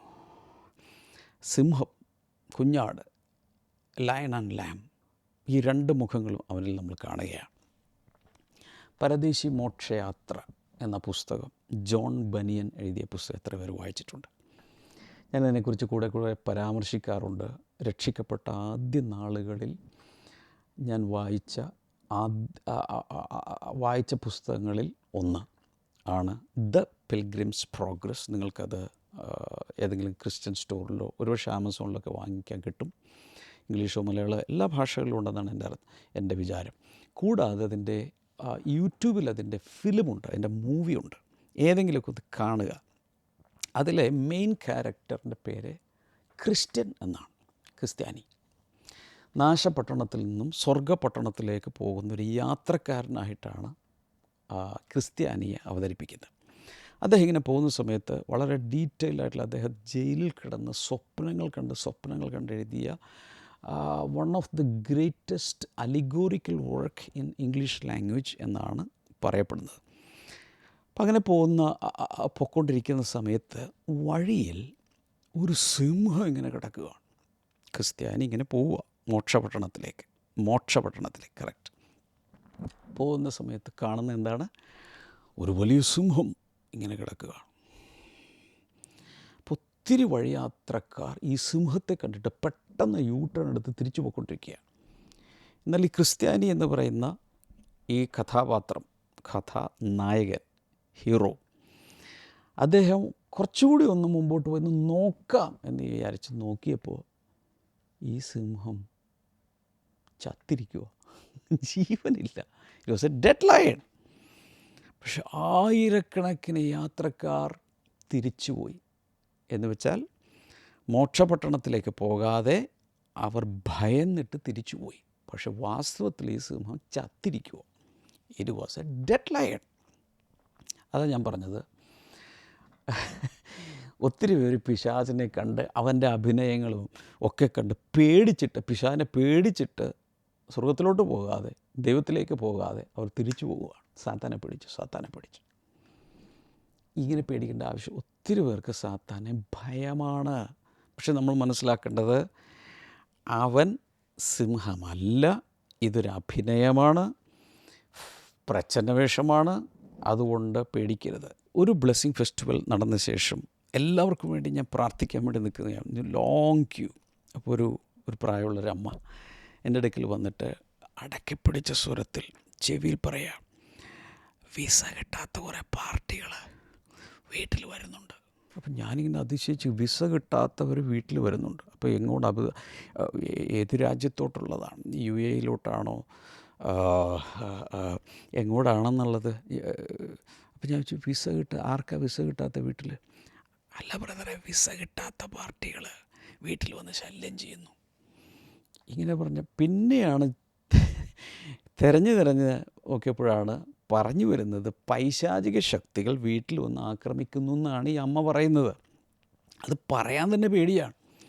വിസ കിട്ടാത്ത പാർട്ടികൾ ഉദ്ദേശിക്കുന്നത് പൈശാചിക ശക്തികൾ വീട്ടിൽ വന്ന് ഈ അമ്മയെയും വീട്ടുകാരെയും ശല്യം ചെയ്യുന്നു എന്നാണ് ഈ പറയുന്നത്. അപ്പോൾ ഞാൻ പറഞ്ഞു വന്നത്, ഒത്തിരി പേർക്ക് ഭയമാണ്. എന്നാൽ നമ്മൾ വ്യക്തമായ വചനത്തിൽ നിന്ന് മനസ്സിലാക്കണം, വെറുതെ ഭയപ്പെടേണ്ട ആവശ്യമില്ല. അവൻ്റെ അഭിനയം മാത്രമാണ്. പക്ഷേ ട്രിക്കിൽ എങ്ങനെയെങ്കിലും വിശ്വാസികളെ വിഴുങ്ങാൻ വേണ്ടിയുള്ളൊരു ഭാവത്തിൽ ഭയപ്പെടുത്തി ഭീകരരൂപമൊക്കെ കാണിച്ച് പേടിപ്പിച്ച് വിറപ്പിച്ച് നശിപ്പിക്കാനുള്ളൊരു ശ്രമം പിശാച് നടത്തും. വീണ്ടും പറയുന്നു, യഹൂദാ ഗോത്രത്തിലെ സിംഹത്തെ നോക്കിയാൽ മതി. ഈ സിംഹത്തെ നോക്കേണ്ട ആവശ്യമില്ല, അവൻ സിംഹവുമല്ല, അഭിനയമാണ്. എല്ലാവരും ഒന്ന് കമൻറ്റ് സെക്ഷനിൽ ടൈപ്പ് ചെയ്യുക, the lion of Judah is my king. യഹൂദാ ഗോത്രത്തിലെ സിംഹമാണ് എൻ്റെ രാജാവ്. എല്ലാവരും ടൈപ്പ് ചെയ്തിടുക. അതാണെങ്കിൽ മാത്രം ചെയ്താൽ മതി. Number 7, bringing sickness, poverty etcetera. രോഗങ്ങൾ, ദാരിദ്ര്യം, ഇതെല്ലാം ഒരു വീട്ടിൽ കൊണ്ടുവന്നിട്ട് കഷ്ടപ്പെടുത്തുക. ഇത് പിശാചിൻ്റെ ഒരു പ്രവൃത്തിയാണ്. യോബിൻ്റെ പുസ്തകം, book of Job, chapter 1 verse number 13 to 19, chapter 2 verse number 7, 2-ാം അധ്യായത്തിൻ്റെ 7-ാം വചനം. ഇതൊക്കെ യോബിൻ്റെ പുസ്തകത്തെ പരാമർശിച്ച് ഒത്തിരി പ്രാവശ്യം ഞാൻ സംസാരിച്ചിട്ടുണ്ട് ഓൾറെഡി. നിങ്ങൾക്കറിയാം. അവിടെ പ്രത്യേകിച്ചറിയാം, പിശാച് ദൈവസന്നിധിയിൽ ചെന്ന് അപവാദിയായി നിന്ന് ഇയ്യോബ് എന്ന നല്ല മനുഷ്യനെ, ദോഷം വിട്ടകലുന്ന നീതിമാനായ ഈ മനുഷ്യനെതിരെ കുറ്റം പറഞ്ഞ് സ്പെഷ്യൽ പെർമിഷൻ മേടിച്ച് ഇയ്യോബിൻ്റെ വീട്ടിലേക്ക് വന്ന് 10 മക്കളെയും കൊല്ലുന്നു, കൃഷിനാശമുണ്ടാക്കുന്നു, അവൻ്റെ ലൈഫ് സ്റ്റോക്ക് അഥവാ മൃഗസമ്പത്തിനെ മുഴുവൻ, അവൻ്റെ ഫാമിംഗ് എല്ലാം നശിപ്പിക്കുന്നു, ബിസിനസ് തകർക്കുന്നു, ആരോഗ്യത്തെ തകർക്കുന്നു, തൻ്റെ ശരീരം മുഴുവൻ പരിക്കളാൽ ബാധിച്ചു. ഒരുപക്ഷെ സൊറായസിസ് പോലുള്ള എന്തോ ഒരു വലിയ രോഗം, അല്ലെങ്കിൽ ക്യാൻസർ പോലുള്ള എന്തോ രോഗം ബാധിച്ചു. മണ്ണിലിരുന്ന് പൂഴിയെല്ലാം ശരീരത്തിൽ വാരിയിട്ട് രട്ടുടുത്ത് വിലപിച്ചുകൊണ്ടിരിക്കുന്ന രീതിയിലേക്ക് അവനെ മാറ്റിയത് ദൈവമല്ല, അതിൻ്റെ പുറകിൽ പ്രവർത്തിച്ചത് പിശാചാണ്. വ്യക്തമായി മനസ്സിലാക്കുക. ഇന്നും അവനത് ചെയ്യുന്നു. കുടുംബങ്ങളിൽ വന്ന് ക്യാൻസർ രോഗം, ആ രോഗം, ഈ രോഗം, പട്ടിണി, ദാരിദ്ര്യം, ജപ്തി, ഇതെല്ലാം കൊണ്ടുവരുന്നതിൻ്റെ പുറകിൽ പ്രവർത്തിക്കുന്നത് പൈശാചിക ശക്തികളാണ്. അതവിടെ നിൽക്കട്ടെ. എന്നാൽ നിങ്ങളോട് എനിക്ക് പറയാനുള്ളത്, അങ്ങനെയുള്ള അനുഭവത്തിലൂടെ പോകുന്ന ആരെങ്കിലും ഇപ്പോൾ ഈ പോഡ്കാസ്റ്റ് കാണുന്നുണ്ടെങ്കിൽ, കേൾക്കുന്നുണ്ടെങ്കിൽ, നിങ്ങൾക്കൊരു ഗുഡ് ന്യൂസ് കൂടെ ഉണ്ട്. ഇയ്യോബിൻ്റെ വീട്ടിൽ ബാക്കി എന്ത് സംഭവിച്ചു? 1-ാം അധ്യായത്തിൽ തുടങ്ങി 42-ാം അധ്യായത്തിൽ അവസാനിക്കുന്ന ഒരു ലോങ് സ്റ്റോറിയാണ്. കാവ്യാത്മകമായി എഴുതപ്പെട്ടൊരു പുസ്തകമാണ്. 1-ാം അധ്യായത്തിൽ ഇത് തുടങ്ങുന്നു എങ്കിൽ അവൻ്റെ കഷ്ടതയും പ്രശ്നങ്ങളും എല്ലാം ഇങ്ങനെ അതിന് ശേഷം നടന്ന് 42-ാം അധ്യായത്തിൽ എങ്ങനെയാണ് ഈ കഥ അവസാനിക്കുന്നത്? നിങ്ങൾ പറ. ആര് പറയും? കഥ അവസാനിക്കുമ്പോൾ എന്തെല്ലാം ഇയ്യോബിൻ്റെ ജീവിതത്തിൽ നഷ്ടപ്പെട്ടു, അതെല്ലാം ദൈവം അവന് തിരിച്ച് നൽകി. നോ, ഇരട്ടിയായി തിരിച്ചു കൊടുത്തു. ഞാൻ നിങ്ങളെ നോക്കി പ്രവചിച്ചു പറയുകയാണ്, നിങ്ങളുടെ ജീവിതത്തിൽ നഷ്ടപ്പെട്ടതെല്ലാം കുറഞ്ഞത് ഇരട്ടി അല്ലെങ്കിൽ 7 ഇരട്ടിയായിട്ട് തരാൻ കഴിവുള്ള ഒരു യേശുവിനെയാണ് നിങ്ങൾ വിളിക്കുന്നത്. കൈകൾ ഉയർത്തി യേശുവേ എന്ന് ഉറക്കെ വിളിച്ചോ, ഉറക്കെ വിളിച്ചോ, യേശുവേ എന്ന് ഉറക്കെ വിളിച്ചോ. ആ വാക്ക് സംസാരിക്കുമ്പോൾ തന്നെ, ആ നാമം വിളിക്കുമ്പോൾ തന്നെ പൈശാചിക ശക്തികളുടെ നട്ടലിൻ്റെ എല്ലാം ഇളകി പോവും. ഹല്ലേലൂയ. ഭൂമിയിൽ വന്നപ്പോൾ യേശു ഒരാളെപ്പോലും, അതായത് അദൃശ്യനായ ദൈവത്തെ ദൃശ്യമായ രീതിയിൽ ഭൂമിയിൽ അവതരിപ്പിച്ചതാണല്ലോ യേശു. വചനം മാംസമായി ഈ ഭൂമിയിൽ പാർത്തു. അദൃശ്യനായ ദൈവം മനുഷ്യക്കോലത്തിൽ ഈ ഭൂമിയിൽ പാർത്തു എന്ന് വെച്ചാൽ യേശുവിനെ കണ്ടാൽ ദൈവത്തെ കണ്ടു എന്നർത്ഥം. മനുഷ്യരൂപത്തിൽ വന്നതേ ഉള്ളൂ. ഭൂമിയിൽ കർത്താവ് ജീവിച്ച ഏതെങ്കിലും ഒരു സമയത്ത് യേശു ഒരു നല്ല ആരോഗ്യത്തോടെ പോകുന്നൊരു 10 പേരെ വിളിച്ചിട്ട്, മക്കളെ, ഞാനൊരു അനുഗ്രഹം നിങ്ങൾക്ക് തരാം, നിങ്ങളെല്ലാം രോഗികളായി മാറട്ടെ എന്ന് പറഞ്ഞുകൊണ്ട് ആർക്കെങ്കിലും രോഗങ്ങളെ നൽകി അനുഗ്രഹിച്ചതായി കാണുന്നുണ്ടോ? പകരം 10 കുഷ്ഠരോഗികളെ, കൂട്ടമായ രോഗികളെ യേശു സൗഖ്യമാക്കി. Jesus is the healer. The devil is the sickness giver. വളരെ പ്ലെയിൻ അല്ലേ, ക്ലിയർ അല്ലേ? അതുകൊണ്ട് രോഗിയെ ആരെങ്കിലും ഇത് കേൾക്കുന്നുണ്ടെങ്കിൽ ആ രോഗം ദൈവത്തിൽ നിന്നല്ല എന്നുള്ളത് വ്യക്തമായി മനസ്സിലാക്കണം. ഹലോ ഹലോ ഹലോ, ഞാനിങ്ങനെ ഫുൾ ചാർജിലിരിക്കുവാണേ. ഒരു ഭക്തനായ ദൈവദാസൻ, വലിയൊരു അഭിഷിക്തൻ പറഞ്ഞത് ഇങ്ങനെയാണ്: Satan is the father and sin is the mother of sickness. എന്ന് വെച്ചാൽ രോഗത്തിൻ്റെ അപ്പൻ പിശാചും അമ്മ പാപവുമാണ്. ഇത് രണ്ടും കൂടി ഇണചേരുമ്പോഴാണ് എന്ത് സംഭവിക്കുന്നത്? രോഗമുണ്ടാകുന്നത്. എന്ന് വെച്ചാൽ സാത്താനും പാപവും തമ്മിൽ യോജിച്ച് പുറത്തോട്ട് വരുന്ന സാധനത്തിൻ്റെ പേരാണ് രോഗം. ദൈവമല്ല രോഗത്തിൻ്റെ ഉറവിടം. വ്യക്തമായി മനസ്സിലാക്കുക. ഇതെന്തിനാണ് മനസ്സിലാക്കുന്നതെന്ന് ചോദിച്ചാൽ, എങ്കിലേ ഇതിനെതിരെ ഒരു അരിശം, ഒരു കോപം, ഒരു ദേഷ്യം ഉണ്ടാകുകയുള്ളൂ. അത് ഹീലിംഗ് മിനിസ്ട്രിക്ക് ആവശ്യമാണ്. ഹീലിംഗ് ലഭിക്കാനും ഇത് ആവശ്യമാണ്. അതിനെ എതിർക്കണം. രോഗങ്ങളെ ഗ്ലോറിഫൈ ചെയ്യരുത്. ദൈവം തന്ന രോഗമാണ്, എന്നെ ശുദ്ധീകരിക്കാൻ വേണ്ടി അങ്ങനെ തന്നതാണ് എന്നൊക്കെ പറഞ്ഞുകൊണ്ട് പലതും പഴയ നിയമത്തിൽ അവിടെ നിന്ന് ഇവിടെ നിന്നൊക്കെ എടുത്ത് പലതും പറയാനുണ്ടായിരിക്കും. ഈ പൗലോസിൻ്റെ മുള്ളും എല്ലാം കൂടി എടുത്തുകൊണ്ട് അത് അനുഭവിക്കണമെങ്കിൽ അനുഭവിച്ചോ, എനിക്ക് കുഴപ്പമൊന്നുമില്ല. പക്ഷെ ഞാൻ പറഞ്ഞത് അങ്ങനെയുള്ള സാഹചര്യങ്ങൾ ജീവിതത്തിൽ വരില്ലെന്നല്ല. ദൈവം ചില സാഹചര്യങ്ങളിൽ ചിലപ്പോൾ നമ്മൾ അതിലൂടെ അനുഭവിച്ചെന്നിരിക്കും. പല കാരണങ്ങളാൽ രോഗം വരുമല്ലോ. പാവം ചെയ്യുന്നത് ഇപ്പോഴത്തെ സാഹചര്യത്തിൽ, കാരണം ഓൾറെഡി പാപപങ്കിലമായ വീഴ്ചയിൽ കിടക്കുന്ന ഒരു ലോകത്തിലാണ് നമ്മൾ ജീവിക്കുന്നത്. അതിൻ്റെ എൻവയൺമെൻ്റൽ പ്രശ്നങ്ങളെല്ലാം ഉണ്ട്. റൂട്ട് കോസാണ് ഞാനീ പറയുന്നത്. Root cause. Praise God. അപ്പോൾ കർത്താവ് അനുഗ്രഹിക്കുന്നവനാണ്. പിശാച് രോഗം, പോവർട്ടി ഇതെല്ലാം തരുന്നവനാണ്. പ്രോസ്പെരിറ്റി ആർക്കെങ്കിലും വരുന്നുണ്ടെങ്കിൽ അത് സാത്താനിൽ നിന്നല്ല, അത് ദൈവത്തിൽ നിന്നാണ്. ദൈവത്തിൽ നിന്ന് അനുഗ്രഹം വരും, ദൈവത്തിൽ നിന്ന് ഐശ്വര്യം വരും, ദൈവത്തിൽ നിന്ന് അഭിവൃദ്ധി വരും, ദൈവത്തിൽ നിന്ന് ആരോഗ്യം വരും, ദൈവത്തിൽ നിന്ന് ജീവൻ വരും, ദൈവത്തിൽ നിന്ന് പണിയുന്ന അനുഭവങ്ങൾ വരും, ദൈവത്തിൽ നിന്ന് ഉയർച്ച വരും. അങ്ങനെയാണ് ബൈബിൾ പറയുന്നത്. ഇനി അല്ലാത്തൊരു തിയോളജി ഉണ്ടെങ്കിൽ അത് എംബ്രേസ് ചെയ്യണമെങ്കിൽ എനിക്ക് കുഴപ്പമൊന്നുമില്ല, അനുഭവിച്ചു, no problem. Number 8, binding people. ജനങ്ങളെ ബന്ധിക്കുക. എന്തിനെക്കുറിച്ചാണ് പറഞ്ഞുകൊണ്ടിരിക്കുന്നേ? നമ്മൾ പറഞ്ഞുകൊണ്ടിരിക്കുന്നതെല്ലാം പിശാചിൻ്റെ തന്ത്രങ്ങൾ, പ്രവർത്തനങ്ങൾ എന്താണ്, അതിനെ തിരിച്ചറിയാനുള്ള വഴികൾ. ഇതെല്ലാം കൂടെ വിസ്തരിച്ച് കഴിയുമ്പോൾ മനസ്സിലാകും, ഇത് ഈ കക്ഷിയാണല്ലേ എന്നുള്ളത് ആ സമയത്ത് മനസ്സിലാവും. ഓൾറൈറ്റ്.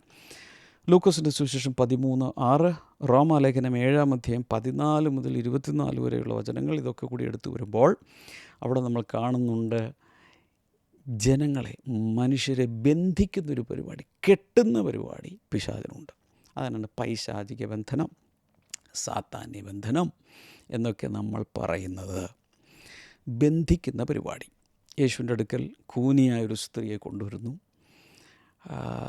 18 വർഷം കൂനിയായൊരു സ്ത്രീ എന്ന് വെച്ചാൽ ഒന്ന് ചിന്തിച്ച് നോക്കി. 18 വർഷം ശരീരം ഇങ്ങനെ കുനിഞ്ഞ് തല താഴത്തോട്ട് നേരെ ഇങ്ങനെ നടക്കുന്നതിന് പകരം തല താഴത്തോട്ട് തൂങ്ങിക്കിടക്കുക.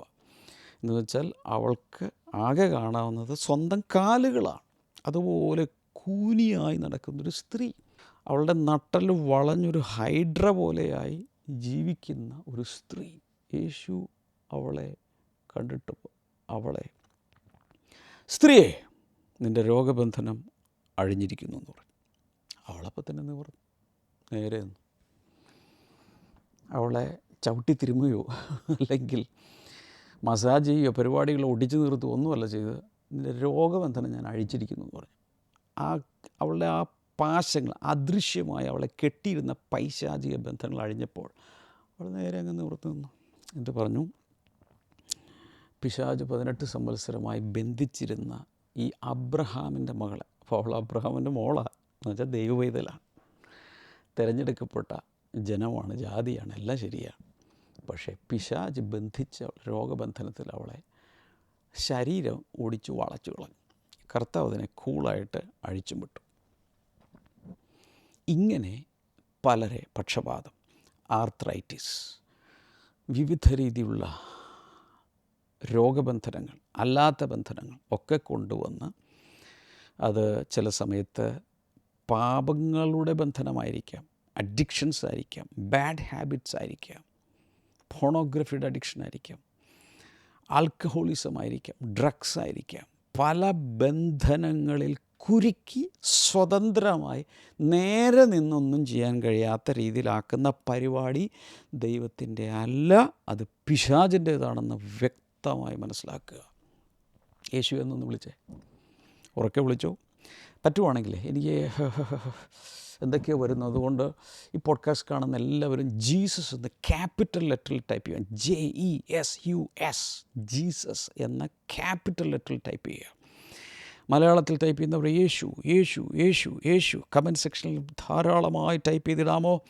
അങ്ങ് പമ്പ് ചെയ്ത് യേശു എന്ന നാമത്തെ ഇൻ്റർനെറ്റിലേക്ക്, സോഷ്യൽ മീഡിയയിലേക്ക് ഒന്നെല്ലാവരും കൂടി എത്ര പ്രാവശ്യം ടൈപ്പ് ചെയ്യാം അത്രയും പ്രാവശ്യം യേശു യേശു, ജീസസ് ജീസസ് ജീസസ് ടൈപ്പ് ചെയ്യുക. ആ നാമത്തിൽ വിടുതലുണ്ട്, ബന്ധനങ്ങൾ അഴിയും. ഒരുപക്ഷെ 1000 പ്രാവശ്യം 10,000 പ്രാവശ്യം എല്ലാവരും കൂടി ഒന്ന് ടൈപ്പ് ചെയ്താൽ ഇത് കാണുന്നവർ തന്നെ, ഇത് കണ്ട് തന്നെ പിശാച് ബന്ധനം അഴിച്ചുകൊണ്ട് ഓടിക്കോളും. പെട്ടെന്ന് എത്ര പ്രാവശ്യം ചെയ്യാമോ അത്രയും പ്രാവശ്യം ചെയ്യുക. യേശു വ്യക്തമായി പറയുന്നു, I have come to set the captives free. എന്ന് വെച്ചാൽ ബന്ധനത്തിലിരിക്കുന്നവരെ അഴിക്കുവാനല്ലോ അവൻ വന്നത്. 1 യോഹന്നാൻ 3:8 പറയുന്നു, പിശാചിൻ്റെ പ്രവൃത്തികളെ അഴിക്കുവാനല്ലോ ദൈവപുത്രൻ പ്രത്യക്ഷനായത്. Praise God, hallelujah. എന്നിട്ട് ഈ ശുശ്രൂഷ ലൂക്കോസിൻ്റെ സുവിശേഷം 9 ആദ്യത്തെ 2 വചനങ്ങൾ വായിക്കുമ്പോൾ ഇതേ ശുശ്രൂഷ എന്ന് വെച്ചാൽ ബന്ധിക്കപ്പെട്ടവരെ, തടവുകാരൊക്കെ അഴിച്ചു വിടുന്ന ശുശ്രൂഷ കർത്താവ് ശിഷ്യന്മാരെ ഏൽപ്പിച്ചു. 10 അത് തന്നെ ചെയ്തു. ലൂക്കോസ് 10 72 പേരെ അഥവാ 70 പേരെ തിരഞ്ഞെടുത്ത് അവർക്ക് ഈ ശുശ്രൂഷ കൊടുത്തു. ചുരുക്കി പറഞ്ഞാൽ കർത്താവ് നമുക്ക് പിശാച് ബന്ധിച്ചു വച്ചിരിക്കുന്നതിനെ അഴിക്കുവാനുള്ള അധികാരവും ശക്തിയും തന്നിട്ടുണ്ട്. ഇതിൻ്റെ പേരാണ് ഡെലിവറൻസ് മിനിസ്ട്രി, വിടുതലിൻ്റെ ശുശ്രൂഷ, വിടുവിക്കുന്ന ശുശ്രൂഷ. മത്തായി സുവിശേഷം 12:29 ഈ പറയുന്ന വചനങ്ങളൊക്കെ അതത് സമയത്ത് പെട്ടെന്ന് നിങ്ങളുടെ ബൈബിൾ ആപ്പിൽ നിന്ന് കോപ്പി ചെയ്യുക, ഇതിലേക്ക് എടുത്തിടുക. ഈ വചനങ്ങളും യേശുവേ എന്ന് ഞാൻ ഇനി പറയാതെ തന്നെ ജീസസ് ജീസസ് ജീസസ് ടൈപ്പ് ചെയ്തുകൊണ്ടിരിക്കണം. കാരണം ഇന്നത്തെ പോഡ്കാസ്റ്റ് ഒരു സ്പെഷ്യലി അനോയിൻറ്റഡ് പോഡ്കാസ്റ്റാണ്. ഇൻഫർമേഷനല്ല, ചുമ്മാ നോട്ട്സ് എഴുതുകയല്ല. അനേകർ വിടുവിക്കപ്പെടുന്ന സാക്ഷ്യങ്ങൾ ഈ പോഡ്കാസ്റ്റിൽ നിന്നും പുറത്തു വരുന്നത് പോലുള്ളൊരു തോന്നലാണ് എൻ്റെ അകത്തുള്ളത്. അതുകൊണ്ട് മദ്യപാനത്തിൽ നിന്ന് ആർക്കെങ്കിലും വിടുതൽ വേണോ, ഡ്രഗ്സിൽ നിന്ന് ആർക്കെങ്കിലും വിടുതൽ വേണോ, അവിഹിത ബന്ധങ്ങളിൽ നിന്ന് നിങ്ങളുടെ ഭർത്താവോ ഒരുപക്ഷെ നിങ്ങൾ തന്നെയോ പുറത്തു വരണമെന്ന് ആഗ്രഹമുണ്ട്, പക്ഷേ പറ്റുന്നില്ല ബ്രദറേ, എന്നെ ആരോ കെട്ടിയിട്ടിരിക്കുകയാണ് എന്ന് പറയുന്നെങ്കിൽ യേശുവിൻ്റെ നാമത്തിൽ in the name of Jesus എല്ലാവരും ഒന്ന് പറഞ്ഞ് ജീസസ് ജീസസ് ജീസസ് ജീസസ് ഉറക്കെ പറഞ്ഞോ. ജീസസ് ഒരേ സമയത്ത് ഈ പോഡ്കാസ്റ്റ് കാണുന്ന എല്ലാവരും ജീസസ് ഉറക്കെ പറയാം. Jesus Jesus Jesus Jesus in the name of Jesus. നാം രക്ഷിക്കപ്പെടുവാൻ, നാം വിടുവിക്കപ്പെടുവാൻ, ബന്ധനത്തിൽ നിന്ന് പുറത്തു വരുവാൻ, സ്വതന്ത്രമാകുവാൻ, ബദ്ധന്മാരെ വിടുവിക്കുവാൻ ആകാശത്തിൻ്റെ കീഴിൽ മനുഷ്യരുടെ ഇടയിൽ നൽകപ്പെട്ട വേറെ ഒരു നാമവുമില്ല. അതുകൊണ്ട് വാ തുറന്നുറക്കെ ജീസസ്, യേശു യേശു യേശു യേശു യേശു ഉറക്കെ വിളിക്കാം. യേശു യേശു യേശു യേശു ഇതെല്ലാം ടൈപ്പ് ചെയ്തിടുക. കമൻസിൽ ടൈപ്പ് ചെയ്ത് നിറയ്ക്കുക. 10,000 പ്രാവശ്യമോ 1,00,000 പ്രാവശ്യമോ ടൈപ്പ് ചെയ്തിടുക. ജീസസ് ജീസസ് ജീസസ് കുറേ പ്രാവശ്യം ജീസസ് എന്ന് ടൈപ്പ് ചെയ്തിട്ട് അത് അങ്ങനെ തന്നെ കോപ്പി ചെയ്തിടുക. ഹല്ലേലൂയ. വിടുതൽ നടക്കട്ടെ. ബന്ധിക്കുന്നവനെ ബന്ധിക്കാൻ, ഞാൻ പറയുന്ന വാക്കുകൾ ശ്രദ്ധിക്കുക. ബന്ധിക്കുന്നവനെ ബന്ധിക്കുവാൻ കർത്താവ് എനിക്ക് അധികാരവും ശക്തിയും നൽകിയിരിക്കുന്നു. അതൊന്ന് ടൈപ്പ് ചെയ്തിട്ട്, ബന്ധിക്കുന്നവനെ ബന്ധിക്കാൻ വരുന്നവനെ ബന്ധിക്കാൻ. ഒരു വീട്ടിലേക്ക് കൊള്ളയടിക്കാൻ വീട്ടുകാരെല്ലാം കെട്ടിയിട്ട് കവർന്നുകൊണ്ട് പോകാൻ വേണ്ടി ഒരു കള്ളനകത്തോട്ട് വരികയാണ്. എന്നാൽ ആ കള്ളനെ കെട്ടിയിട്ട് അവനെ കൈകാര്യം ചെയ്യുവാൻ ഒരാൾക്ക് ഗട്ട്സ് ഉണ്ടെങ്കിൽ, നട്ടലുണ്ടെങ്കിൽ ആ വ്യക്തി നിങ്ങളാണ്. പൈശാചിക ശക്തികളെ ബന്ധിച്ച് മാറ്റാൻ, ജനങ്ങളെ സ്വതന്ത്രമാക്കാൻ യേശു ചെയ്തതുപോലെ 18 വർഷം പിശാച് കെട്ടിയിട്ട ആ സ്ത്രീയെ സ്വതന്ത്രമാക്കി വിടാൻ യേശുവിൻ്റെ മേലുള്ള അഭിഷേകം. ലൂക്കോസിൻ്റെ സുവിശേഷം 4:18 18 വചനത്തിൽ പറയുന്നത് പോലെ ബദ്ധന്മാരെ വിടുവിക്കുവാൻ, ബന്ധനത്തിലിരിക്കുന്നവരെ വിടുവിക്കുവാൻ, കുരുട്ട് കണ്ണുകളെ തുറക്കുവാൻ, ദരിദ്രന്മാരുടെ സുവിശേഷം അറിയിക്കുവാൻ അവൻ എന്നെ അഭിഷേകം ചെയ്തിരിക്കുകയാൽ അവൻ്റെ ആത്മാവിൻ്റെ മേലുണ്ട് എന്ന് പറയുന്ന അഭിഷേകത്തോടുകൂടെ ശുശ്രൂഷയുള്ളവർ ഇപ്പോൾ എഴുന്നേൽക്കട്ടെ. നിങ്ങളായിരിക്കുന്ന സ്ഥലത്ത് മുറിയിൽ അങ്ങോട്ടും ഇങ്ങോട്ടൊക്കെ നടന്ന് ഉറക്കെ വിളിക്കുക യേശുവെ. ഒരുപക്ഷെ നിങ്ങളുടെ അയൽപ്പക്കങ്ങൾ, നിങ്ങളുടെ കോളനിയിൽ, നിങ്ങളുടെ റെസിഡൻഷ്യൽ അസോസിയേഷനിൽ, നിങ്ങളായിരിക്കുന്ന പഞ്ചായത്തിൽ, ടൗണിൽ, സിറ്റിയിലൊക്കെ ചിലർ ഇത് മുഖാന്തരം വിടുവിക്കപ്പെടാൻ പോവുക. ഉറക്കെ വിളിക്കുക യേശുവെ. Number 9, enslaving people. ജനങ്ങളെ അടിമകളാക്കുക. ജനങ്ങളെ അടിമകളാക്കുക. മർക്കോസിൻ്റെ സുവിശേഷം 5-ാം അധ്യായം 1 മുതൽ 15 വരെ. Mark chapter 5 verse number 1 to 15. ഗദരദേശത്ത് ഒരു മനുഷ്യനെ പിശാച് ആക്കി വെച്ച കണ്ടീഷൻ അവിടെ നമ്മൾ കാണുന്നുണ്ട്. ഗരസീൻസ്, ഗദര എന്നൊക്കെയാണ് ആ സ്ഥലത്തെ അറിയപ്പെടുന്നത്. സാത്താൻ്റെ ഹോബിയാണിത്. മുഖ്യ തൊഴിൽ ഞാൻ പറഞ്ഞു. മെയിൻ പ്രൊഫഷൻ എന്താണ്? Main profession steel, kill, destroy അല്ലേ. എന്നാലും ഒരു ഹോബിയായിട്ട് ഉള്ള പരിപാടിയാണ് ജനങ്ങളെ അടിമകളാക്കുക. എന്ന് വെച്ചാൽ ഫുള്ളി ഒരാളെ കൺട്രോളിലേക്ക് കൊണ്ടുവരാൻ ശ്രമിക്കുക. ഗദരദേശത്തെ ഭൂതഗ്രസ്തൻ ഒരുപക്ഷെ വീടുണ്ട് അദ്ദേഹത്തിന്, ഭാര്യ മക്കളുണ്ട്. ബൈബിളിൽ ഡീറ്റെയിൽസ് ഇല്ല, ചിന്തിക്കുക. ഒരുപക്ഷെ ഭാര്യ മക്കളൊക്കെ ഉള്ളൊരു മനുഷ്യനായിരുന്നിരിക്കാം. പിശാച് അവൻ്റെ അകത്ത് കയറി അവനെ മൊത്തം കൺട്രോൾ ചെയ്യാൻ തുടങ്ങി. ബോധവും സുബോധവും എല്ലാം കൂടി അവൻ്റെ കൈകളിലാക്കി. അവൻ പിശാചാണ് അവനെ കൺട്രോൾ ചെയ്യുന്ന ആ പരുവത്തിലാക്കി. ഭൂതഗ്രസ്തൻ, ഡീമൺ പൊസസ്ഡ് മാൻ, ഡിമുനിയാക്ക് എന്നൊക്കെയാണ് ട്രാൻസ്ലേറ്റ് ചെയ്തിരിക്കുന്നത്. ആ മനുഷ്യൻ്റെ ഇപ്പോഴത്തെ പരിപാടി എന്താ? അവൻ്റെ ബെഡ്റൂം സെമിത്തേരിയാണ്, ശ്മശാനത്തിലാണ് കിടന്നുറങ്ങുന്നത്. അവിടെയാണ് അവൻ്റെ അക്കോമഡേഷൻ. മാത്രമല്ല വഴിയെ പോകുന്നവർ പോലും ഭയപ്പെടുന്ന രീതിയിൽ ഉറക്കുകയും അട്ടഹസിക്കുകയും അപശബ്ദങ്ങളുണ്ടാക്കുകയും നാടിനെ വിറപ്പിക്കുകയും ചെയ്യുന്നു. അവിടുത്തെ ആളുകളെല്ലാം കൂടി വന്ന് പല പ്രാവശ്യം അവനെ കെട്ടിയിടാനും ചങ്ങലകൾ കൊണ്ട് ബന്ധിക്കാനൊക്കെ ശ്രമിച്ചു. പക്ഷേ ചങ്ങലകളൊക്കെ അവൻ ഉരുമി ഒട്ടിച്ച് പൊട്ടിക്കുമായിരുന്നു. ആർക്ക് അവനെ തളയ്ക്കാൻ സാധ്യമല്ല. പോലീസിന് സാധ്യമല്ല, പട്ടാളത്തിന് സാധ്യമല്ല, പഞ്ചായത്ത് ഓഫീസർക്ക് ആർക്ക് സാധിക്കുന്നില്ല. ഇങ്ങനെ കൊലക്കൊമ്പനായി അടക്കി വാഴുന്ന 6000-ഓളം ഭൂതങ്ങൾ അധിവസിക്കുന്ന ഒരു കൂടായി, വീടായി അവൻ്റെ ശരീരം മാറി.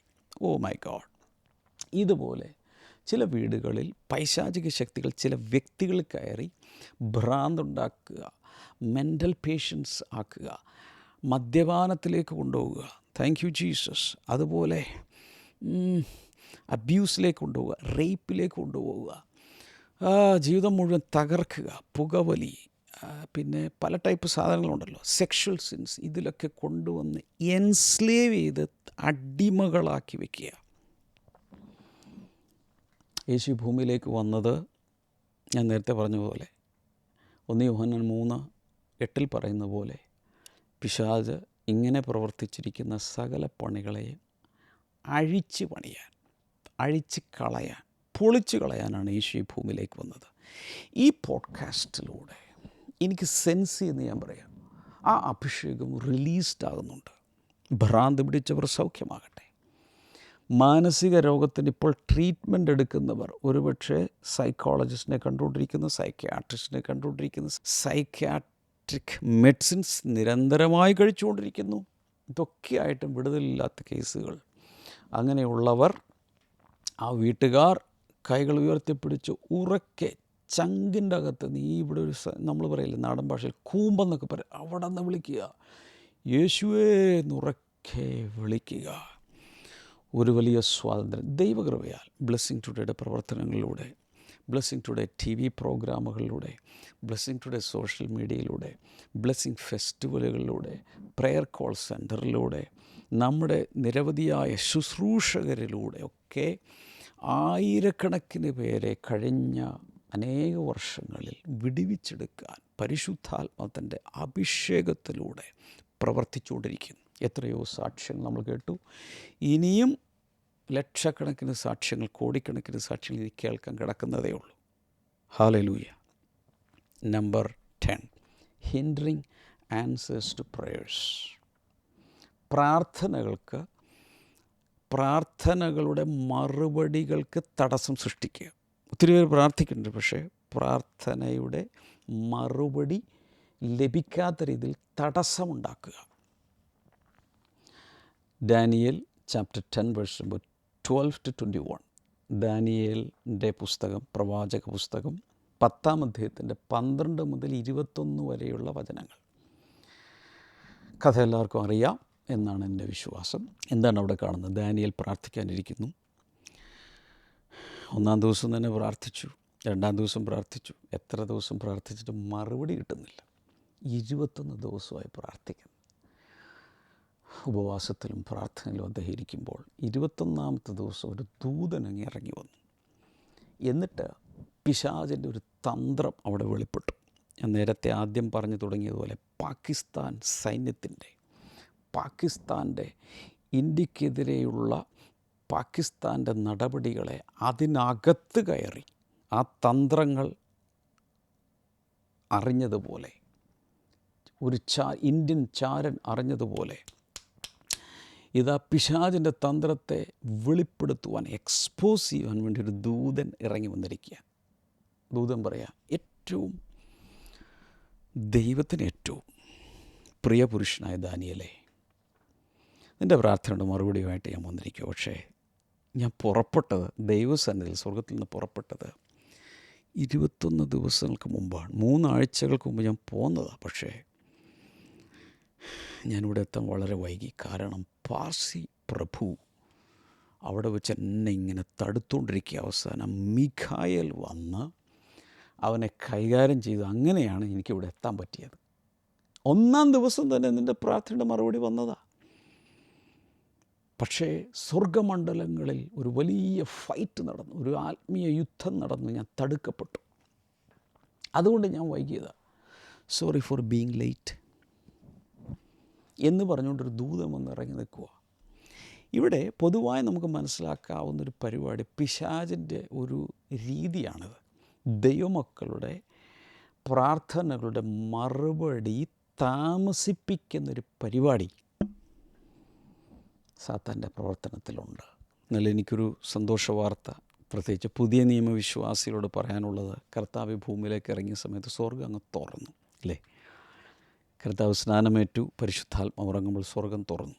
ഇപ്പോൾ ഒരു തുറക്കപ്പെട്ടൊരു സ്വർഗമാണുള്ളത്. അതുകൊണ്ട് ഇതുപോലെ ഒത്തിരി പ്രശ്നങ്ങൾ നമുക്ക് അനുഭവിക്കേണ്ടി വരികയില്ല. എങ്കിലും എഫെസ്യ ലേഖനം 6-ാം അധ്യായത്തിൽ നമ്മൾ കാണുന്നത് പോലെ വാഴ്ചകൾ, അധികാരങ്ങൾ, അന്ധകാരത്തിൻ്റെ ലോകാധിപതികൾ, സ്വർലോകങ്ങളിലെ ദുഷ്ടാത്മസേനകൾ തുടങ്ങി 4 കാറ്റഗറിയിലുള്ളതൊക്കെ മിഡ് ഹെവനിൽ, ഇൻ്റർമീഡിയറ്റ് ഹെവനിൽ അഥവാ 2-ാം സ്വർഗത്തിൽ വിന്യസിച്ച് ചില വിക്രിയകളൊക്കെ ഇപ്പോഴും നടത്തുന്നുണ്ടായിരിക്കാം. അതുകൊണ്ടാണല്ലോ അതൊക്കെ അറിഞ്ഞ് സർവായുധവർഗം ധരിച്ച് റെഡിയായി സകല പ്രാർത്ഥനയാലും ഏതു നേരത്തും പ്രാർത്ഥനയാലും അപേക്ഷയാലും ആത്മാവിൽ പ്രാർത്ഥിച്ചും ജാഗരിച്ചും കൊണ്ട് സകല വിശുദ്ധന്മാർക്കും ഞങ്ങൾക്ക് അപ്പസ്തോലന്മാർക്കൊക്കെ വേണ്ടി പ്രാർത്ഥിച്ചോ എന്ന് പറയാൻ കാരണം അതല്ലേ. ഈ പ്രാർത്ഥനയിൽ ചിലത് നടക്കും. ഞാൻ നിങ്ങളുടെ കണ്ണിൽ നോക്കി പറയാം, നിങ്ങൾ പ്രാർത്ഥിച്ചിട്ടുള്ള ഓരോ പ്രാർത്ഥനാ വിഷയങ്ങൾക്കും കർത്താവ് കൃത്യസമയത്ത് ഉത്തരം നൽകിയിരിക്കും. ഇത് വിശ്വസിക്കുന്നവർ ആമേൻ എന്ന് കമൻറ്റ് സെക്ഷനിൽ ടൈപ്പ് ചെയ്തുകൊണ്ടിരിക്കുക.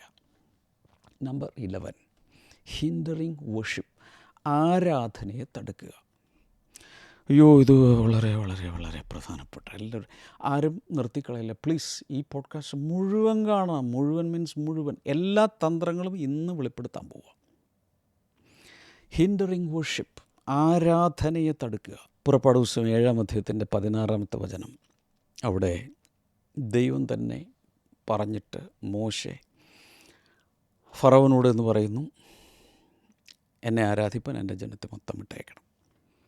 ഫറവൻ പറഞ്ഞു, നോവേ, നിങ്ങൾ ഇവിടെ ആരാധിച്ചാൽ മതി, ഇവിടെ തന്നെ നിന്നാൽ മതി, ഈ സിസ്റ്റത്തിൽ മതി, ഉള്ളതിൽ ആരാധിച്ചാൽ മതി, പുറത്തോട്ടൊന്നും പോകണ്ട.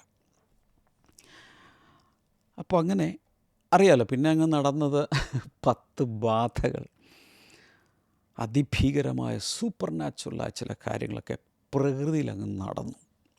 ഓരോ പ്രാവശ്യവും അല്പം ഫറവോൻ അയയുന്നതായി. ഫറവോൻ അവിടെ കാണിക്കുന്നത് പിശാചിനെയാണ്. അയന്നായി തോന്നുമെങ്കിലും പിന്നെയും മുറുക്കും, പിന്നെ അയക്കും, പിന്നെയും മുറുക്കും. അങ്ങനെ ഭയങ്കര ഡ്രമാറ്റിക്കായിട്ടുള്ള കുറേ കാര്യങ്ങളൊക്കെയാണ് മിസ്രയീമിൽ അഥവാ ഈജിപ്തിൽ നടന്നത്. അങ്ങനെ വന്ന് ഒരു ഘട്ടത്തിൽ പറഞ്ഞു, അങ്ങനെയാണെങ്കിൽ ഒരു പണിയെ, ലേഡീസൊക്കെ ഇവിടെ നിൽക്കട്ടെ, ജെൻറ്റിൽമെൻ മാത്രം പോകും, പുരുഷന്മാർ മാത്രം ഒന്ന് പോയി ആരാധിച്ചാൽ തിരിച്ചു പോവാം. കാരണം നിങ്ങൾ ഭാര്യമാരുണ്ടല്ലോ, തിരിച്ചു വരണം എന്നൊരു മൊത്തം ഈ സിസ്റ്റത്തിൽ നിന്ന് പുറത്തു പോകരുത്, ജസ്റ്റ് ഒന്ന് പോയി പുരുഷന്മാർ മാത്രം. സമ്മതിക്കില്ല, എല്ലാവരും പോകണം. അപ്പോൾ പറഞ്ഞു, അങ്ങനെയാണെങ്കിൽ ഒരു പണി, നിങ്ങൾ മനുഷ്യർ മാത്രം, മൃഗങ്ങളൊക്കെ ഇവിടെ നിൽക്കട്ടെ. മോശ പറഞ്ഞു നോവേ, അഹരോൻ പറഞ്ഞു നോവേ, എല്ലാവരും പോയേ പറ്റും. ഒരു കുളമ്പ് പോലും പുറകിൽ അവശേഷിക്കാതെ ഞങ്ങൾ മൊത്തം മനുഷ്യരും മൃഗങ്ങളും ഞങ്ങളോട് കൂടെയുള്ള സകല സമ്പത്തും എല്ലാമായി ഞങ്ങൾ മരുഭൂമിയിൽ പോയി ദൈവത്തെ ആരാധിക്കാൻ പോവുകയാണ്. അവസാനം അറിയാമല്ലോ എങ്ങനെയാണ് ജനത്തെ. ഞാൻ പറയാൻ വന്നത്, എത്ര ഭയങ്കര മൽപ്പെടുത്തി, എന്തിൻ്റെ കാര്യത്തിൽ? ആരാധന. എല്ലാവരും പറഞ്ഞേ വർഷിപ്പ്. അപ്പോൾ ആരാധനയോട് എത്രത്തോളം, ദൈവത്തെ ആരാധിക്കുന്നതിനോട് പിശാചിന് എത്രത്തോളം വെറുപ്പും വിരോധവും ഉണ്ടെന്നുള്ളത് ഈ പ്രക്രിയയിൽ വ്യക്തമാകുന്നില്ലേ? ഇത് തന്നെയാണെന്നും ഒരു കുടുംബം സാമുദായിക നിലകളിൽ നിന്നും പാരമ്പര്യ രീതികളിൽ നിന്നും തെറ്റായ ആരാധനാക്രമങ്ങളിൽ നിന്നും നിർജ്ജീവമായ ആരാധനാക്രമങ്ങളിൽ നിന്നും പുറത്തു വരുവാൻ ശ്രമിക്കുമ്പോൾ അതിനെതിരെ തടുക്കുവാൻ വേണ്ടി എന്തെല്ലാം കുതന്ത്രങ്ങൾ പിശാചുണ്ടാക്കും എന്നുള്ളത് ഇപ്പോൾ മനസ്സിലായില്ലേ? പുതിയ നിയമത്തിൽ 1 കൊരിന്ത്യർ 3-ാം അധ്യായത്തിൻ്റെ 16-ാം വചനം, അതുപോലെ 6-ാം അധ്യായത്തിൻ്റെ 19-ാം വചനം, 1 തിമോത്തിയോസ് 3:15, യോഹന്നാൻ 4:24, ഇതിലെല്ലാം പുതിയ നിയമ ആരാധനക്രമത്തെക്കുറിച്ച് പറയുന്നുണ്ട്. സത്യത്തിലും ആത്മാവിലും നാം ദൈവത്തെ ആരാധിക്കണം. ഇത് പറഞ്ഞപ്പോൾ എൻ്റെ ഒരു അനുഭവം നിങ്ങളുമായി പങ്കുവയ്ക്കാൻ എനിക്ക് ആഗ്രഹമുണ്ട്. ഞാൻ കോളേജിൽ പഠിക്കുന്ന സമയത്താണ് രക്ഷിക്കപ്പെടുന്നു. 16-ാമത്തെ വയസ്സിൽ രക്ഷിക്കപ്പെടുന്നു. ഒരു കൂട്ടായ്മയിൽ സ്ഥിരമായി പോകാൻ ഞാൻ എൻ്റെ ഉള്ളിൽ തീരുമാനിക്കാൻ കാരണം വ്യക്തമായി പരിശുദ്ധാത്മാവിനെ മനസ്സിലാക്കി തന്നു. സത്യത്തിലും ആത്മാവിലും പിതാവിനെ നമസ്കരിക്കണം അഥവാ ആരാധിക്കണം. ഇതുവരെ ചെയ്തതുപോലെയല്ല, ആത്മാവിൽ നിറഞ്ഞ് സത്യത്തിൽ ദൈവത്തെ ആരാധിക്കണം. പുതിയ ആരാധനക്രമം എന്താണ് കർത്താവ് പറഞ്ഞതെന്നുള്ളത് എനിക്ക് വ്യക്തമായി മനസ്സിലായി. അപ്പം അങ്ങനെ ഞാനൊരു കൂട്ടായ്മയിൽ ആരാധിക്കാൻ വേണ്ടി പോകാൻ തുടങ്ങുന്നു. ഇത് എൻ്റെ പിതാവും മാതാവും വീട്ടുകാരും ബന്ധുക്കളൊക്കെ മണത്തറിഞ്ഞ് വലിയ രീതിയിലുള്ള തടസ്സങ്ങൾ സൃഷ്ടിക്കാൻ തുടങ്ങി. പല പ്രാവശ്യം എന്നോട് പറഞ്ഞു, നീ പോകരുത്. ഞാൻ പറഞ്ഞു, ഞാൻ തെറ്റ് ചെയ്യാൻ പോകുന്നില്ല, പാവം ചെയ്യാൻ പോകുന്നില്ല, സിനിമ കാണാനല്ല ഞാൻ പോകുന്നത്, മദ്യപിക്കാനല്ല ഞാൻ പോകുന്നത്, ദൈവത്തെ ആരാധിക്കാനല്ലേ ഞാൻ പോകുന്നത്. നോ വേ, പോകാൻ പറ്റില്ല.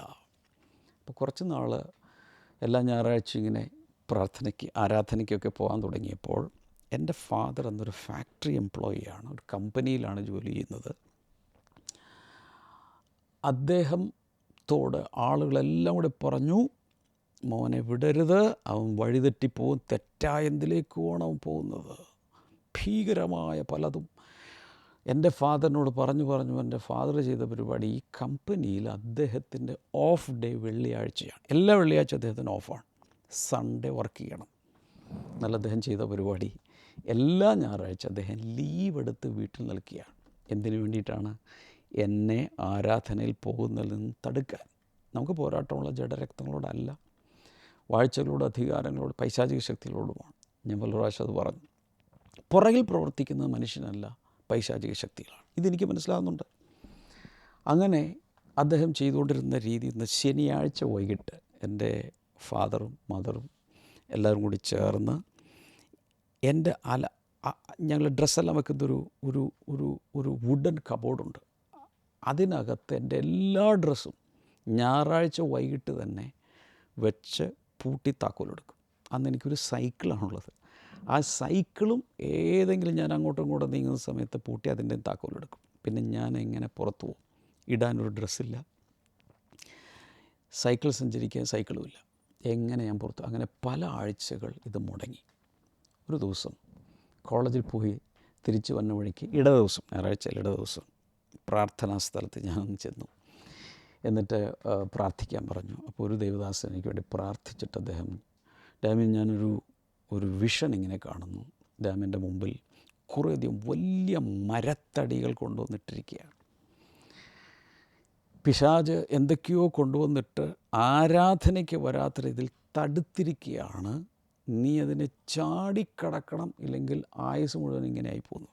അയ്യോ, അത് കേട്ടിട്ട് ഞാൻ വല്ലാതെ വിഷമിച്ചു. ഞാൻ ചെയ്ത പരിപാടി അടുത്ത ഞായറാഴ്ചയായി. പതിവ് പോലെ തന്നെ ഞായറാഴ്ച എൻ്റെ ഫാദർ ലീവ് എടുത്ത് വീട്ടിൽ തന്നെ ഇരിക്കുന്നു. വീട്ടിലിരിക്കുന്നു എന്ന് പറഞ്ഞാൽ ഞാൻ വീട്ടിൽ നിന്നിറങ്ങി മുന്നിലേക്ക് വന്ന് പോകുന്ന എൻട്രൻസിൽ ഞങ്ങൾക്ക് വേലിയാണ്. ആ വേലിയുടെ ആ വാതിലിൻ്റെ അവിടെ, ഗേറ്റിൻ്റെ അവിടെ ഇരിക്കുകയാണ്, കുത്തിയിരിക്കുകയാണ്. എൻ്റെ പിതാവിനെ കവർ ചെയ്തല്ലാതെ അങ്ങോട്ട് പോകാൻ, പിതാവ് എഴുന്നേറ്റ് മാറിയാലും എനിക്ക് പോകാൻ പറ്റും. അവിടെ വന്നിരിക്കുകയാണ്. മാത്രമല്ല, ഞാൻ രാവിലെ എഴുന്നേറ്റ് റെഡിയാകാൻ നോക്കുമ്പോൾ ഡ്രസ്സില്ല. സൈക്കിൾ എടുത്തപ്പോൾ സൈക്കിളിൻ്റെ താക്കോലില്ല. ഞാൻ വീട്ടിൽ ധരിക്കുന്ന ഡ്രസ്സുമായിട്ടിരിക്കുക. അന്ന് ഞാൻ തീരുമാനിച്ചു, ഇന്ന് എങ്ങനെയും ദൈവത്തെ ആരാധിക്കാൻ ഞാൻ പോയിരിക്കും. എന്ത് സംഭവിച്ചാലും പോകും. എൻ്റെ ഉള്ളിൽ, കാരണം മുമ്പിലിട്ടിരിക്കുന്ന തടി ചാടിക്കിടക്കണമല്ലോ. ഞാൻ വീട്ടിൽ നിന്ന് ഇറങ്ങി നടക്കുകയാണ്. ഫാദറിൻ്റെ അവിടെ എങ്ങനെയോ ഇങ്ങനെ ചരിഞ്ഞ് പുറത്തിറങ്ങി. എന്നിട്ട് ഫാദറിനോട് പറഞ്ഞു, ഇന്ന് ഇട്ടിരിക്കുന്ന ഈ വേഷത്തിൽ തന്നെ നടന്ന് ഞാൻ ആരാധിക്കാൻ പോകും. കാരണം മാതാപിതാക്കളെ ബഹുമാനിക്കണം, പക്ഷേ കർത്താവിലാണ് അനുസരിക്കേണ്ടത്, കീഴ്പ്പെടേണ്ടത്. ദൈവം കഴിഞ്ഞിട്ടല്ലേ മാതാപിതാക്കളുള്ളൂ. അതുകൊണ്ട് ഞാൻ ദൈവത്തെ ആരാധിക്കാൻ പോകും. ഈ രീതിയിൽ നടന്നു പോകുന്നു. അപ്പോൾ 9-10 കിലോമീറ്റർ നടക്കണം. ഞാൻ ഇറങ്ങി നടന്നു കുറേ പോയി വലിയൊരു കുളമുണ്ട്. ആ കുളം കഴിഞ്ഞ് വീണ്ടും നടന്ന് ഐ വാസ് ഡിറ്റർമിൻഡ്. നടന്നുകൊണ്ടിരിക്കുമ്പോൾ അവിടെ വേലിത്തലക്കൽ നിന്ന് ഗേറ്റിൻ്റെ അടുത്ത് നിന്ന് ഇങ്ങനെ കൈയടി, ഇവിടെ വാ. വീണ്ടും എനിക്ക് പേടിയായി. തിരിച്ച് നടന്നു ഫാദറിൻ്റെ അടുത്ത് ചെന്നപ്പോൾ താക്കോലിങ്ങനെ എറിഞ്ഞിട്ടിട്ട് പറഞ്ഞു, പോ നീ. ഉള്ളിൽ ഭയങ്കരമായ സന്തോഷം. നാട്ടിലൊക്കെ പറയുന്ന പോലെ ലഡു പൊട്ടി. ഓടി വീട്ടിൽ കയറി അലമാര തുറന്നു, ഡ്രസ്സ് എടുത്തു, റെഡിയായി, സൈക്കിളെടുത്ത് ചവിട്ടി ആരാധനയ്ക്ക് പോയി. അതിനുശേഷം ഇന്ന് വരെ എൻ്റെ വീട്ടുകാർ ആരാധനയ്ക്ക് എന്നെ തടുത്തില്ല. ആ തടി ഞാൻ ചാടിക്കടന്നു. എൻ്റെ അനുഭവം ഞാൻ നിങ്ങളുമായി പറഞ്ഞത്, പല സ്ഥലങ്ങളിലും പലരെയും വെറുപ്പിക്കാതിരിക്കാൻ ഒത്തിരി പേരെന്നോട് നേരിട്ട് പറഞ്ഞു. എൻ്റെ അപ്പനും അമ്മയൊക്കെ മരിച്ച ശേഷം, അവരൊന്ന് കുഴിയിലടക്കിയ ശേഷമേ ഞാൻ ബ്ലെസ്സിങ് ടുഡേയിലോ അതുപോലുള്ള സഭകളിലൊക്കെ പ്രാർത്ഥനയ്ക്ക് പോയി. അവരെ വിഷമിക്കാൻ എനിക്ക് ആഗ്രഹമില്ല. ചോദ്യം, ആരെയാണ് നാം കൂടുതൽ ബഹുമാനിക്കുന്നത്? ആരെയാണ് കൂടുതൽ ഭയപ്പെടുന്നത്? മാതാപിതാക്കളെയാണോ? ജീവൻ തന്ന അവരെയും കൂടി സൃഷ്ടിച്ച ദൈവത്തെയാണോ? സത്യനമസ്കാരികൾ പിതാവിനെ സത്യത്തിലും ആത്മാവിലും നമസ്കരിക്കുന്ന നാഴിക വരുന്നു, ഇപ്പോൾ വന്നുമിരിക്കുന്നു. ഇതിൻ്റെ പുറകിൽ മനുഷ്യരല്ല, മാതാപിതാക്കളല്ല, നമ്മുടെ സമുദായമല്ല, ജാതി വ്യവസ്ഥയല്ല, ഇവിടുത്തൊന്നുമല്ല നമ്മളെ തടുക്കുന്നത്. എൻ്റെ പുറകിൽ പ്രവർത്തിക്കുന്നത് പിശാചാണ് എന്ന് മനസ്സിലാക്കി കഴിയുമ്പോൾ അതിനെ ഓവർകം ചെയ്ത് ദൈവത്തെ ആരാധിക്കാൻ ഒരു ധൈര്യവും കൃപയും തരും. അതോടെ പിശാചിൻ്റെ പദ്ധതികൾ പൊളിയുകയും ചെയ്യും. അന്ന് ഇസ്രായേൽ ജനം പുറത്തു വന്ന മരുഭൂമിയിൽ സമാഗമന കൂടാരം, അങ്ങനെ ഒന്ന് ചരിത്രത്തിൽ ആരും ഉണ്ടാക്കിയിട്ടില്ല. ദൈവം പറഞ്ഞ ബ്ലൂ പ്രിൻ്റ് അനുസരിച്ച്, ഡിസൈൻ അനുസരിച്ച് ഉണ്ടാക്കി. അതിനകത്ത് ആരാധിച്ചപ്പോൾ നിങ്ങൾക്ക് ഓർമ്മയുണ്ടായിരിക്കുക, അതിൻ്റെ ഡെഡിക്കേഷനിൽ അതിഭയങ്കരമായ ദൈവ സാന്നിധ്യവും ദൈവ തേജസ്സും ഇറങ്ങി. അവർക്ക് അകത്ത് കയറാൻ പോലും പറ്റാത്ത രീതിയിൽ ദൈവമഹത്തോടെ ഇറങ്ങി. യഹോവ ദൈവമായിരിക്കുന്ന ജാതി ഭാഗ്യമുള്ളത്. ഇതുപോലെ വേറൊരു ജാതി ഉണ്ടോ? Praise God.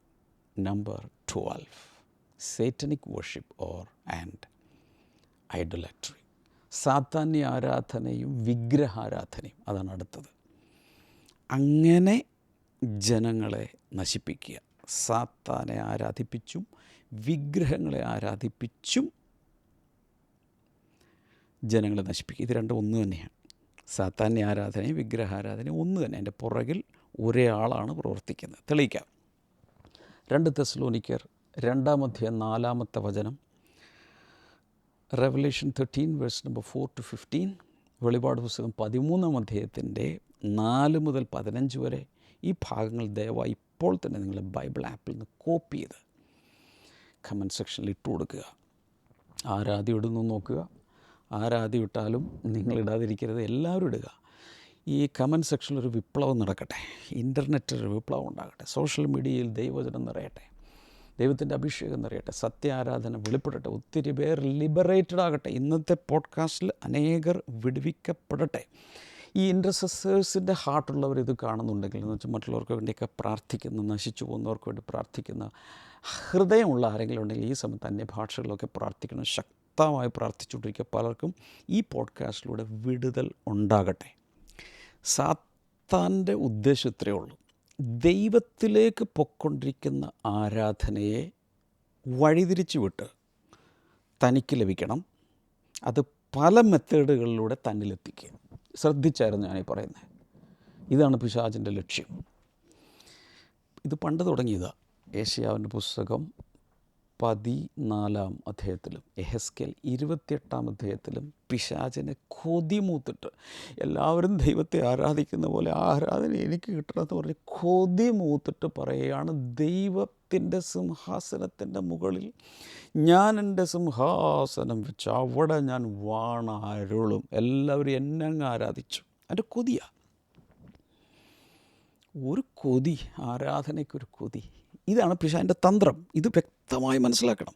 ഇന്ന് ഞാൻ ഈ പറയുന്ന പിശാചിൻ്റെ പ്രവർത്തനങ്ങളും തന്ത്രങ്ങളും അവനുണ്ടാക്കുന്ന തടസ്സങ്ങളും പ്രവർത്തന രീതികളും ദ മോഡസ് ഓപ്പറാൻഡായി വ്യക്തമായി മനസ്സിലാക്കിയാൽ നിങ്ങളുടെ കണ്ണ് തുറക്കും. നിങ്ങളൊരു ചതിക്കുഴിയിൽ വീഴില്ല. അതിനു വേണ്ടിയാണ് ഈ പോഡ്കാസ്റ്റ്.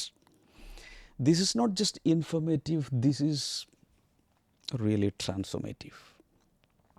എന്നിട്ട് പിശാച് ചെയ്യുന്ന പരിപാടികൾ അവിടെ പറയുന്നത്, ദേവാലയത്തിലിരുന്നു കൊണ്ട് ദൈവമെന്ന് നടിച്ച് ദൈവവിഷയമായ സകലത്തിന് മുകളിൽ തന്നെത്താൻ ഉയർത്തി തന്നിലേക്ക് ആരാധനയെ അട്രാക്റ്റ് ചെയ്യുന്നൊരു സ്വഭാവം പിശാചിനുണ്ട്. ലോകത്തിൽ എവിടെയെല്ലാം ബിംബങ്ങൾ വെച്ച്, വിഗ്രഹങ്ങൾ വെച്ച്, സ്റ്റാച്ചു വെച്ച് ആളുകൾ പ്രാർത്ഥിക്കുകയോ മുമ്പിൽ വീണ് കിടക്കുകയോ മറ്റ് പ്രവർത്തനങ്ങൾ, ആരാധനാക്രമങ്ങളൊക്കെ ചെയ്യുന്നുണ്ടോ, അതിൻ്റെ തൊട്ടുപുറകിൽ ഇരിക്കുന്ന കക്ഷി ഈ പിശാചാണ്. അതാണ് ഈ വചനത്തിൽ വ്യക്തമായി എഴുതിയിരിക്കുന്നത്. നിങ്ങൾ ആരെങ്കിലും ഞാൻ ഈ പറഞ്ഞ വചനങ്ങൾ കമൻറ്റ് സെക്ഷനിൽ ഇട്ടിട്ടില്ലെങ്കിൽ പെട്ടെന്ന് കോപ്പി ചെയ്തിടണേ. അതൊന്ന് ആളുകൾ വായിക്കട്ടെ. എല്ലാവർക്കും ഇത് എടുക്കാൻ അറിയില്ല. ബൈബിൾ തുറന്ന് ഈ 2 തെസ്സലോനിക്കർ 2:4 പറഞ്ഞാൽ 2 തെസ്സലോനിക്കർ അതെന്ത് കുന്ത്രണ്ടാണ്, അത് എവിടെയാണെന്ന് പോലും ആളുകൾക്ക് അറിയില്ല. അതുകൊണ്ടാണ് ഇതൊക്കെ ഒന്ന് കോപ്പി ചെയ്തിടാൻ പറയുന്നത്. ഇങ്ങനെ വചനമുണ്ട്. ഒത്തിരി പേർക്ക് ദൈവവചനത്തിൻ്റെ പരിജ്ഞാനമില്ല. അങ്ങനെ വചനം ഉണ്ടെന്ന് പോലും അവർക്കറിയില്ല. അവർ വായിക്കുന്ന നോവലുകൾ, ഷോർട്ട് സ്റ്റോറീസ്, ചാൾസ് ഡിക്കൻസ് വായിക്കുമായിരിക്കും, അരുന്ധതി റോയ് വായിക്കുമായിരിക്കും. അങ്ങനെ പലതൊക്കെ അവർ വായിക്കുന്ന. ബൈബിൾ പലരും വായിക്കുന്നില്ല, തിരിച്ചറിവില്ല. അതുകൊണ്ടാണ് വ്യക്തമായി ഇതിട്ട് കൊടുക്കാൻ പറയുന്നത്. അതുപോലെ വെളിപാട് പുസ്തകം 13 വ്യക്തമായി മൃഗത്തെ വെച്ച് അതിൻ്റെ പുറകിലിരുന്നു കൊണ്ട് ആരാധന തന്നിലേക്ക് കൊണ്ടുവരാൻ ശ്രമിക്കുന്ന പൈശാചിക പ്രവർത്തനം വ്യക്തമായി എഴുതിയിട്ടുണ്ട്. റോമൻസ് ചാപ്റ്റർ 1:18-23, അതുപോലെ 1 ജോൺ ചാപ്റ്റർ 5 verse number 21. അവിടെ എല്ലാം പറയുന്ന, കുഞ്ഞുങ്ങളെ വിഗ്രഹങ്ങളെ വിട്ട് നിങ്ങൾ അകന്നോ, ഓടിക്കോ. ഞാനല്ലല്ലോ പറയുന്നത്, ദൈവം വ്യക്തമായി പറയില്ല, കർത്താവല്ലേ പറയുന്നത്. വിഗ്രഹങ്ങളെ വിട്ട് അകന്നുകൊള്ളുവിൻ, ഓടിക്കോളാനാണ് പറയുന്നത്. ഇന്ന് വീടുകളിൽ വിഗ്രഹം, സഭകളിൽ വിഗ്രഹം, അവിടെ ഇവിടെ എല്ലാം വിഗ്രഹങ്ങൾ നിറഞ്ഞിരിക്കുകയല്ലേ. ഇത് ഞാൻ സാധാരണ ഇതിന് പറയാറുള്ളൊരു ഉദാഹരണം ഒന്നുകൂടി പറയുവാണ്. കേട്ടവർ ക്ഷമിക്കുക, പക്ഷേ കേട്ടവരെല്ലാം മറന്നു കാണും. ആദ്യമായിട്ട് കേൾക്കുന്ന പോലെ ആയിരിക്കും പലരും കേൾക്കുന്നത്. ഞാൻ എൻ്റെ വീട്ടിലോട്ട് ഒരു ദിവസം കയറി വരും. എൻ്റെ 2 മക്കളും സോഫയിൽ ഇരിപ്പുണ്ട്. ഈ പിള്ളേർ എന്നെ മൈൻഡ് ചെയ്യുന്നില്ല. പകരം തൊട്ടപ്പുറത്ത് എൻ്റെ ഈ ഒരു ഷർട്ട് കണ്ടായിരുന്നു, ഒരു ഒലിവ് ഗ്രീൻ നിറത്തിലുള്ള ഷർട്ടാണ് ഞാനിപ്പോൾ ഇട്ടിരിക്കുന്നത്. എൻ്റെ അതേപോലെ അതേ പൊക്കം അതേ നിറം അതുപോലെ തന്നെ ഇരിക്കുന്നൊരു വാക്സ് പ്രതിമ ലിവിങ് റൂമിലിരിക്കുക. എൻ്റെ 2 പിള്ളേരും ഡാഡാ ഡാഡാ എന്ന് വിളിച്ചുകൊണ്ട് അതിനോട് സംസാരിച്ചുകൊണ്ടിരിക്കുക. ഞാൻ എൻ്റെ തൊട്ടപ്പുറത്ത് നിന്നിട്ട് എന്നെ മക്കളെ ഇങ്ങോട്ട് വാ, ഞാൻ 5 സ്റ്റാർ, നിങ്ങൾക്ക് കാഡ്ബറി വേണോ, എന്താ വേണ്ടത്, ഇങ്ങോട്ട് ഐസ്ക്രീം വേണോ, ഞാൻ തരാം എന്ന് പറഞ്ഞുകൊണ്ട് ഞാൻ അടുത്ത് നിന്ന് വിളിച്ചിട്ട് അവരെൻ്റെ അടുത്ത് വരുന്നില്ല. പകരം എന്നെപ്പോലെ തന്നെ ഇരിക്കുന്ന വാക്സ് പ്രതിമയുടെ സ്റ്റാച്യുവിൻ്റെ മുമ്പിൽ നിന്നിങ്ങനെ സംസാരിച്ചുകൊണ്ടിരിക്കുക. എനിക്കുണ്ടാകുന്ന വികാരം എന്തായിരിക്കും? ഞാൻ ആ പിള്ളേരോട് എങ്ങനെയായിരിക്കും ഇടപെടാൻ പോകുന്നത്? ഞാൻ ഉറക്കെ വിളിക്കും, മക്കളെ ഇങ്ങോട്ട് വാ, അതിൻ്റെ അടുത്ത് പോകല്ലേ പോകല്ലേ, അത് വെറും മെഴുകാണ്, അത് വാക്സാണ്, അത് പ്രതിമയാണ്, സ്റ്റാച്ചു ആണ്, ജീവനില്ല അതിന് മിണ്ടാൻ പറ്റില്ല, അതിന് നിങ്ങളെ തൊടാൻ പറ്റില്ല, അതിന് സംസാരിക്കാൻ പറ്റില്ല, നിങ്ങളെ കെട്ടിപ്പിടിക്കാൻ പറ്റില്ല, നിങ്ങളെ എടുത്തുകൊണ്ട് പോകാൻ പറ്റില്ല, അതിന് ചലിക്കാൻ പറ്റില്ല, നടക്കാൻ പറ്റില്ല, അതിനെ ചുവന്നുകൊണ്ട് നടക്കണം. പക്ഷെ ഞാനിവിടെ ജീവനോടെ ഉണ്ട്, എനിക്ക് നിങ്ങളെ കാണാം, എനിക്ക് നിങ്ങളെ ഉമ്മ വയ്ക്കാം, എനിക്ക് നിങ്ങളെ കെട്ടിപ്പിടിക്കാം, എടുത്തുകൊണ്ട് നടക്കാം, നിങ്ങളെ ഫീഡ് ചെയ്യാം, എന്ത് വേണേലും ചെയ്യാം, ജീവനോടെ ഞാനിവിടെ ഉണ്ട്, എൻ്റെ അടുത്തേക്ക് വാ. പക്ഷെ അവർ മൈൻഡ് ചെയ്യുന്നില്ല. ഇതാണ് സ്വർഗത്തിലെ പിതാവിൻ്റെ ദുഃഖം. ഒത്തിരി വിഗ്രഹങ്ങൾ, ബിംബങ്ങൾ, സ്റ്റാച്യു രാജ്യം മുഴുവൻ, ലോകം മുഴുവൻ ഉണ്ടാക്കി വെച്ചിട്ട് ഇതാണ് ദൈവം എന്ന് പറഞ്ഞുകൊണ്ട് അതിന് പലതും കൊണ്ടേ കൊടുക്കുന്നു, അതിൻ്റെ മുമ്പിൽ വീണ് കിടക്കുന്നു, അതിനെ ആരാധിക്കുന്നു. പക്ഷേ യഥാർത്ഥ ദൈവം ഞാനാണ്. യോഹന്നാൻ 4:24 ദൈവം ആത്മാവാകുന്നു, അവനെ നമസ്കരിക്കുന്നവർ സത്യത്തിലും ആത്മാവിലും നമസ്കരിക്കണം. മക്കളെ, ഞാനൊരു വിഗ്രഹമല്ല, ഞാൻ മരമല്ല, ഞാൻ കല്ലല്ല, ഞാൻ കോൺക്രീറ്റ് അല്ല, ഞാൻ സ്വർണ്ണമല്ല, ഞാൻ വെള്ളിയല്ല, ഞാൻ ഇരുമ്പല്ല, ഞാൻ കളിമണ്ണല്ല, ഞാൻ ആത്മാവാകുന്നു എന്ന് കർത്താവ് പറഞ്ഞിട്ടും അതിൻ്റെ പുറകെ പോകുമ്പോൾ ദൈവത്തിൻ്റെ എത്ര വലിയ വേദനയായിരിക്കും. അതുകൊണ്ടാണ് 10 കൽപ്പനകൾ കൊടുത്തപ്പോൾ അതിന് ശേഷമുള്ള അനേക സ്ഥലങ്ങൾ തിരുവെഴുത്തിൽ പറയുന്നത് വിഗ്രഹങ്ങളെ ഉണ്ടാക്കരുത്, അതിനെ നമസ്കരിക്കരുത്. മീതെ സ്വർഗത്തിലോ താഴെ ഭൂമിയിലോ ഭൂമിക്ക് കീഴെ വെള്ളത്തിലോ ഉള്ള ഒന്നിൻ്റെയും വിഗ്രഹങ്ങളുണ്ടാക്കി അതിനെ നമസ്കരിക്കുകയോ ആരാധിക്കുകയോ ചെയ്യരുത് എന്ന് പറയാനുള്ള കാരണം ഇതാണ്. ഇനി അടുത്തത്, അങ്ങനെ ചെയ്താൽ എന്ത് പറ്റും? ഒന്ന്, നിർജീവമായ ഒന്നിൻ്റെ പുറകെ പോകുന്നു. എന്നാൽ അതിൻ്റെ പുറകിൽ നേരത്തെ ഞാൻ പറഞ്ഞ ആരാധനയിൽ കൊതിയുള്ള, ദൈവത്തിൻ്റെ ആരാധന വഴി എനിക്ക് കിട്ടണം എന്ന് പറയുന്ന പൈശാചിക ശക്തികളാണ് ഈ ആരാധന മുഴുവൻ ഡൈവേർട്ട് ചെയ്ത് എടുത്തുകൊണ്ടിരിക്കുന്നത്. ഇതാണ് ബൈബിൾ പറയുന്നത്. ഇത് സാത്താൻ്റെ ഒരു പ്രവർത്തനമാണ്, തന്ത്രമാണ്, വഞ്ചനയാണ്. ഇതിൽ മനുഷ്യവംശത്തിലെ ഒത്തിരി വിഭാഗം കുരുങ്ങിക്കിടക്കുകയാണ്. ആകയാൽ പുറപ്പെട്ടു പോരുവിൻ, നിങ്ങളെ ഞാൻ എൻ്റെ പുത്രന്മാരും പുത്രിമാരുമാക്കാം, അവരുടെ ഇടയിൽ നിന്ന് പുറപ്പെട്ട് വേർപെട്ടിരിപ്പിൻ എന്ന് പറഞ്ഞുകൊണ്ട് കർത്താവ് പ്രവാചകന്മാരിലൂടെ ശക്തമായി മനുഷ്യരോട് സംസാരിക്കുക. ഞാനീ പറയുന്നത് മനസ്സിലാകുന്നുണ്ടോ? ദയവായി ഈ പോഡ്കാസ്റ്റ് ഒത്തിരി പേർക്ക് അയച്ചു കൊടുക്കണേ പ്ലീസ്. ഇതിൻ്റെ വ്യൂസ് കൂട്ടാനല്ല, ലൈക്സ് കൂട്ടാനല്ല, പക്ഷേ അനേകരിൽ ഈ ദൂതെത്തണം. ഇത് കേട്ടിട്ട് നിങ്ങൾക്ക് തോന്നുന്നുണ്ടെങ്കിൽ ചെയ്താൽ മതി. പിശാചിൻ്റെ കൂട്ടത്തിലാണെങ്കിൽ ചെയ്യണ്ട. ദൈവത്തിൻ്റെ പാർട്ടിയാണെങ്കിൽ ഇതിൽ നിന്നൊക്കെ അന്ധതയിൽ നിന്നും അസത്യത്തിൽ നിന്നും ഈ തമസിൽ നിന്നും ജനം വിടുവിക്കപ്പെടണമെന്ന് ആഗ്രഹമുണ്ടെങ്കിൽ മാത്രം ഇതൊന്ന് ഫോർവേഡ് ചെയ്താൽ മതി. ഇല്ലെങ്കിൽ ചെയ്യണ്ട. No problem, no pressure at all. Number 13, stealing the word of God and planting weeds. അടുത്തൊരു സാത്താൻ്റെ പരിപാടിയാണ് ദൈവവചനത്തെ മോഷ്ടിക്കുക. പുള്ളി മോഷ്ടാവാണല്ലോ, കള്ളനാണല്ലോ. ദൈവവചനം മോഷ്ടിക്കുക, കള വിതയ്ക്കുക, അത് രണ്ടും കൂടി ചേർത്താണ് ഞാൻ പറയാൻ പോകുന്നത്. വചനങ്ങൾ ലൂക്കോസ് 8:12, ലൂക്ക് 8:12, മാത്യു 13:25 and 30, മത്തായിയുടെ സുവിശേഷം 13-ാം 25-30. ഈ 2 വചനഭാഗങ്ങളും ദയവായി കോപ്പി ചെയ്ത് ഇതിലേക്കിടുക. ഞാൻ പറയുന്നത് നിങ്ങളുടെ ഹൃദയത്തിൽ തട്ടുന്ന കാര്യങ്ങളൊക്കെ ടൈപ്പ് ചെയ്ത് ഈ പോഡ്കാസ്റ്റിൽ കമൻറ്റ് സെക്ഷനിൽ ഇട്ടുകൊണ്ടേയിരിക്കണേ.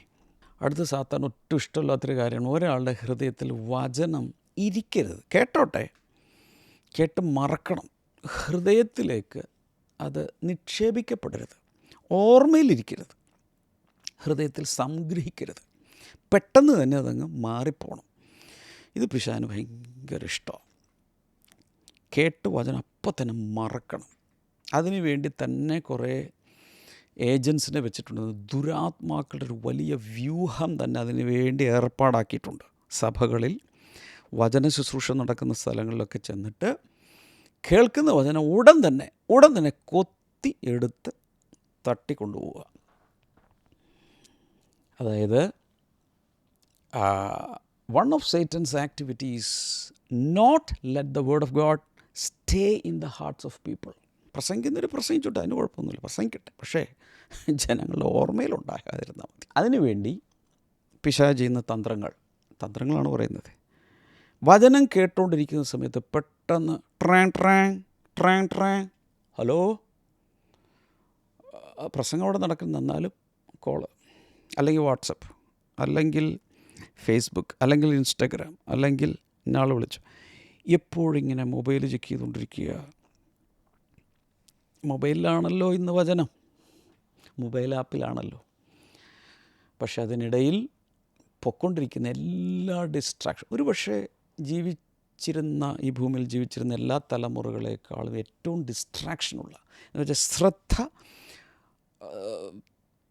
മാറിപ്പോകുന്നൊരു തലമുറയിലാണ് നമ്മൾ ജീവിക്കുന്നത്. അറ്റൻഷൻ സ്പാൻ ഒട്ടുമില്ല. ഞാൻ എപ്പോഴും പറയുന്ന പോലെ 8.7 ആണ്.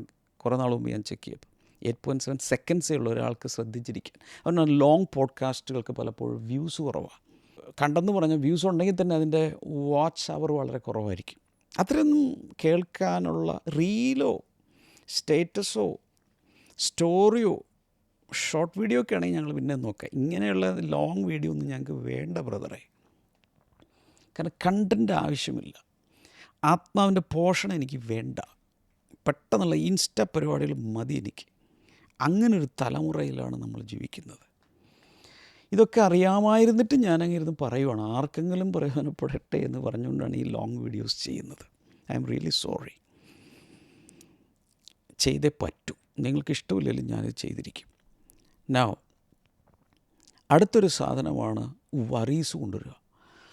വചനം കേട്ടുകൊണ്ടിരിക്കുക, അയ്യോ എന്തായി കാണും, ഭർത്താവിന് എന്തായി കാണും, മക്കൾക്ക് എന്തായി കാണും, വീട്ടിലെന്തായി കാണും, എങ്ങനെ കുറിയുടെ പൈസ, ലോൺ എങ്ങനെ അടക്കും, അങ്ങനെ ആകുല ചിന്തകൾ. വചനത്തിൻ്റെ മുമ്പിലിരിക്കുമ്പോഴും ദൈവസന്നിധിയിലിരിക്കുമ്പോഴും ടെൻഷനാണ്, എന്തായിത്തീരും, അയ്യോ അതെന്തായിത്തീരും. അങ്ങനെ ഈ ലോകത്തിൻ്റെ ചിന്തകളും ആകുല ചിന്തകളും വറീസും കേഴ്സും എല്ലാം കൂടി അകത്തിങ്ങനെ വന്ന് വചനത്തെ നിഷ്ഫലമാക്കി കളയുക. അതിനാണ് കർത്താവ് വിതയ്ക്കുന്നവൻ്റെ ഉപമ പറഞ്ഞത്, അല്ലേ? പാറസ്ഥലത്ത് വീണു, മുള്ളിനിടയിൽ വീണു, വഴിയരികിൽ വീണു, പിന്നെ കുറേ എണ്ണം നല്ല നിലത്തും വീണു. ആ നല്ല നിലത്ത് വീണത് തന്നെ 30, 60, 100, അത് തന്നെ 3 ഗ്രേഡാണ്. അവസാനം പറയുമ്പോൾ എന്ത് ഫലമാണ് വചനത്തിന് മൊത്തം ഉണ്ടാകുന്നത്?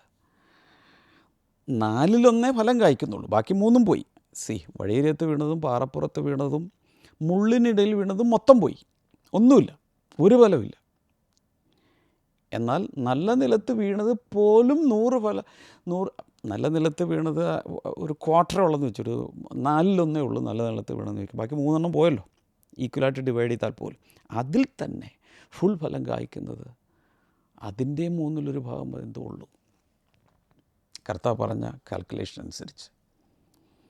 ചോദ്യം, നമ്മൾ ഏത് കൂട്ടത്തിലാണ്? വഴിയരികിലാണോ, മുൾപ്പടർപ്പിൻ്റെ ഉള്ളിലാണോ, പാറപ്പുറത്ത് വീണതുപോലെയാണോ ഈ പോഡ്കാസ്റ്റ് കാണുന്നവരോടും, ഈ പോഡ്കാസ്റ്റ് പോലും, ഈ വചനങ്ങൾ പോലും, അതോ നല്ല നിലത്ത് വീണതുപോലെയാണോ? ശ്രദ്ധയോടെ കേട്ട് വിളവ് കൊടുക്കാൻ, കൃഷിക്കാരന് വിളവ് കൊടുക്കാൻ പറ്റിയ രീതിയിലാണോ?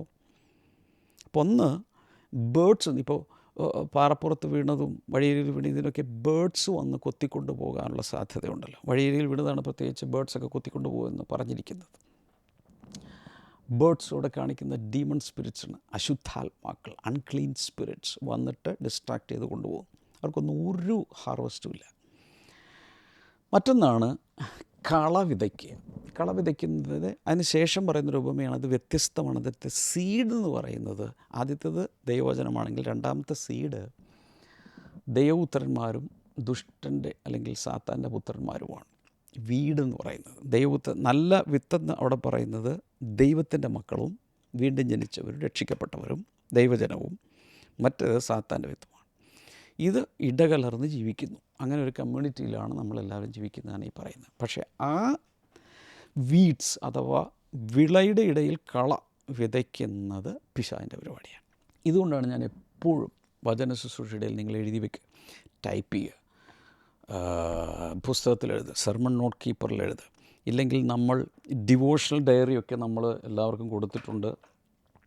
ഈ വർഷം കിട്ടില്ല ഡിവോഷണൽ ഡയറി. അതിൽ നിന്നുള്ള മോർണിംഗ് ഗ്ലോറിയൊക്കെ കണ്ടുകൊണ്ടിരിക്കുന്നത് ആളുകൾ. ബൈ ദ വേ, ഇത് ഒരുപക്ഷെ ആദ്യം കാണുന്നവരും ആദ്യമായിട്ടൊക്കെ ഈ പോഡ്കാസ്റ്റ് കിട്ടുന്നവരുണ്ടായിരിക്കും. നമ്മുടെ ബ്ലെസ്സിങ് ടുഡേ ചാനലിൽ എല്ലാ ദിവസവും രാവിലെ 7 മണിക്ക് ഡെയിലി ഡിവോഷണലുണ്ട്. ഞാൻ ഈ കാണിച്ച ഡയറിയെ ബേസ് ചെയ്താണ് അത് ചെയ്യുന്നത്. ഇനി ഡയറി ഇല്ലെങ്കിൽ പോലും ആ വചനം നിങ്ങൾക്ക് സ്വീകരിക്കാമല്ലോ. റെഗുലറായിട്ട് ഇന്നൊരു തീരുമാനം എടുക്കുക. പിശാച് ഇനിമേലിൽ എൻ്റെ അകത്ത് വീഴുന്ന ഒരു വചനം, ഒരു വിത്ത് മോഷ്ടിക്കാൻ ഞാൻ സമ്മതിക്കില്ല. തീരുമാനം എടുക്കും. എത്ര പേർ തീരുമാനിക്കും? ഒന്ന് കമൻറ്റ് സെക്ഷനിൽ ടൈപ്പ് ചെയ്തിട്ട്, ഇന്ന് മുതൽ സാത്താൻ എൻ്റെ ഉള്ളിൽ നിന്നും വചനം മോഷ്ടിക്കാൻ ഞാൻ സമ്മതിക്കുകയില്ല. ടൈപ്പ് ചെയ്തിടുക പ്ലീസ്. ഗട്ട്സ് ഉണ്ടെങ്കിൽ ഇടുക. തീരുമാനിക്കുക. എന്ന് വെച്ചാൽ ഇനി മുതൽ ഞാൻ ശ്രദ്ധിക്കും. 2, ഞാൻ കുറിച്ചെടുത്ത് വെച്ച് വീണ്ടും പഠിക്കും. Number 14, blinding minds. മനസ്സ് കുരുടാക്കുക. എഴുതി വെക്കുക. മനസ്സ് കുരുടാക്കുക, മനസ്സ് അന്ധമാക്കുക.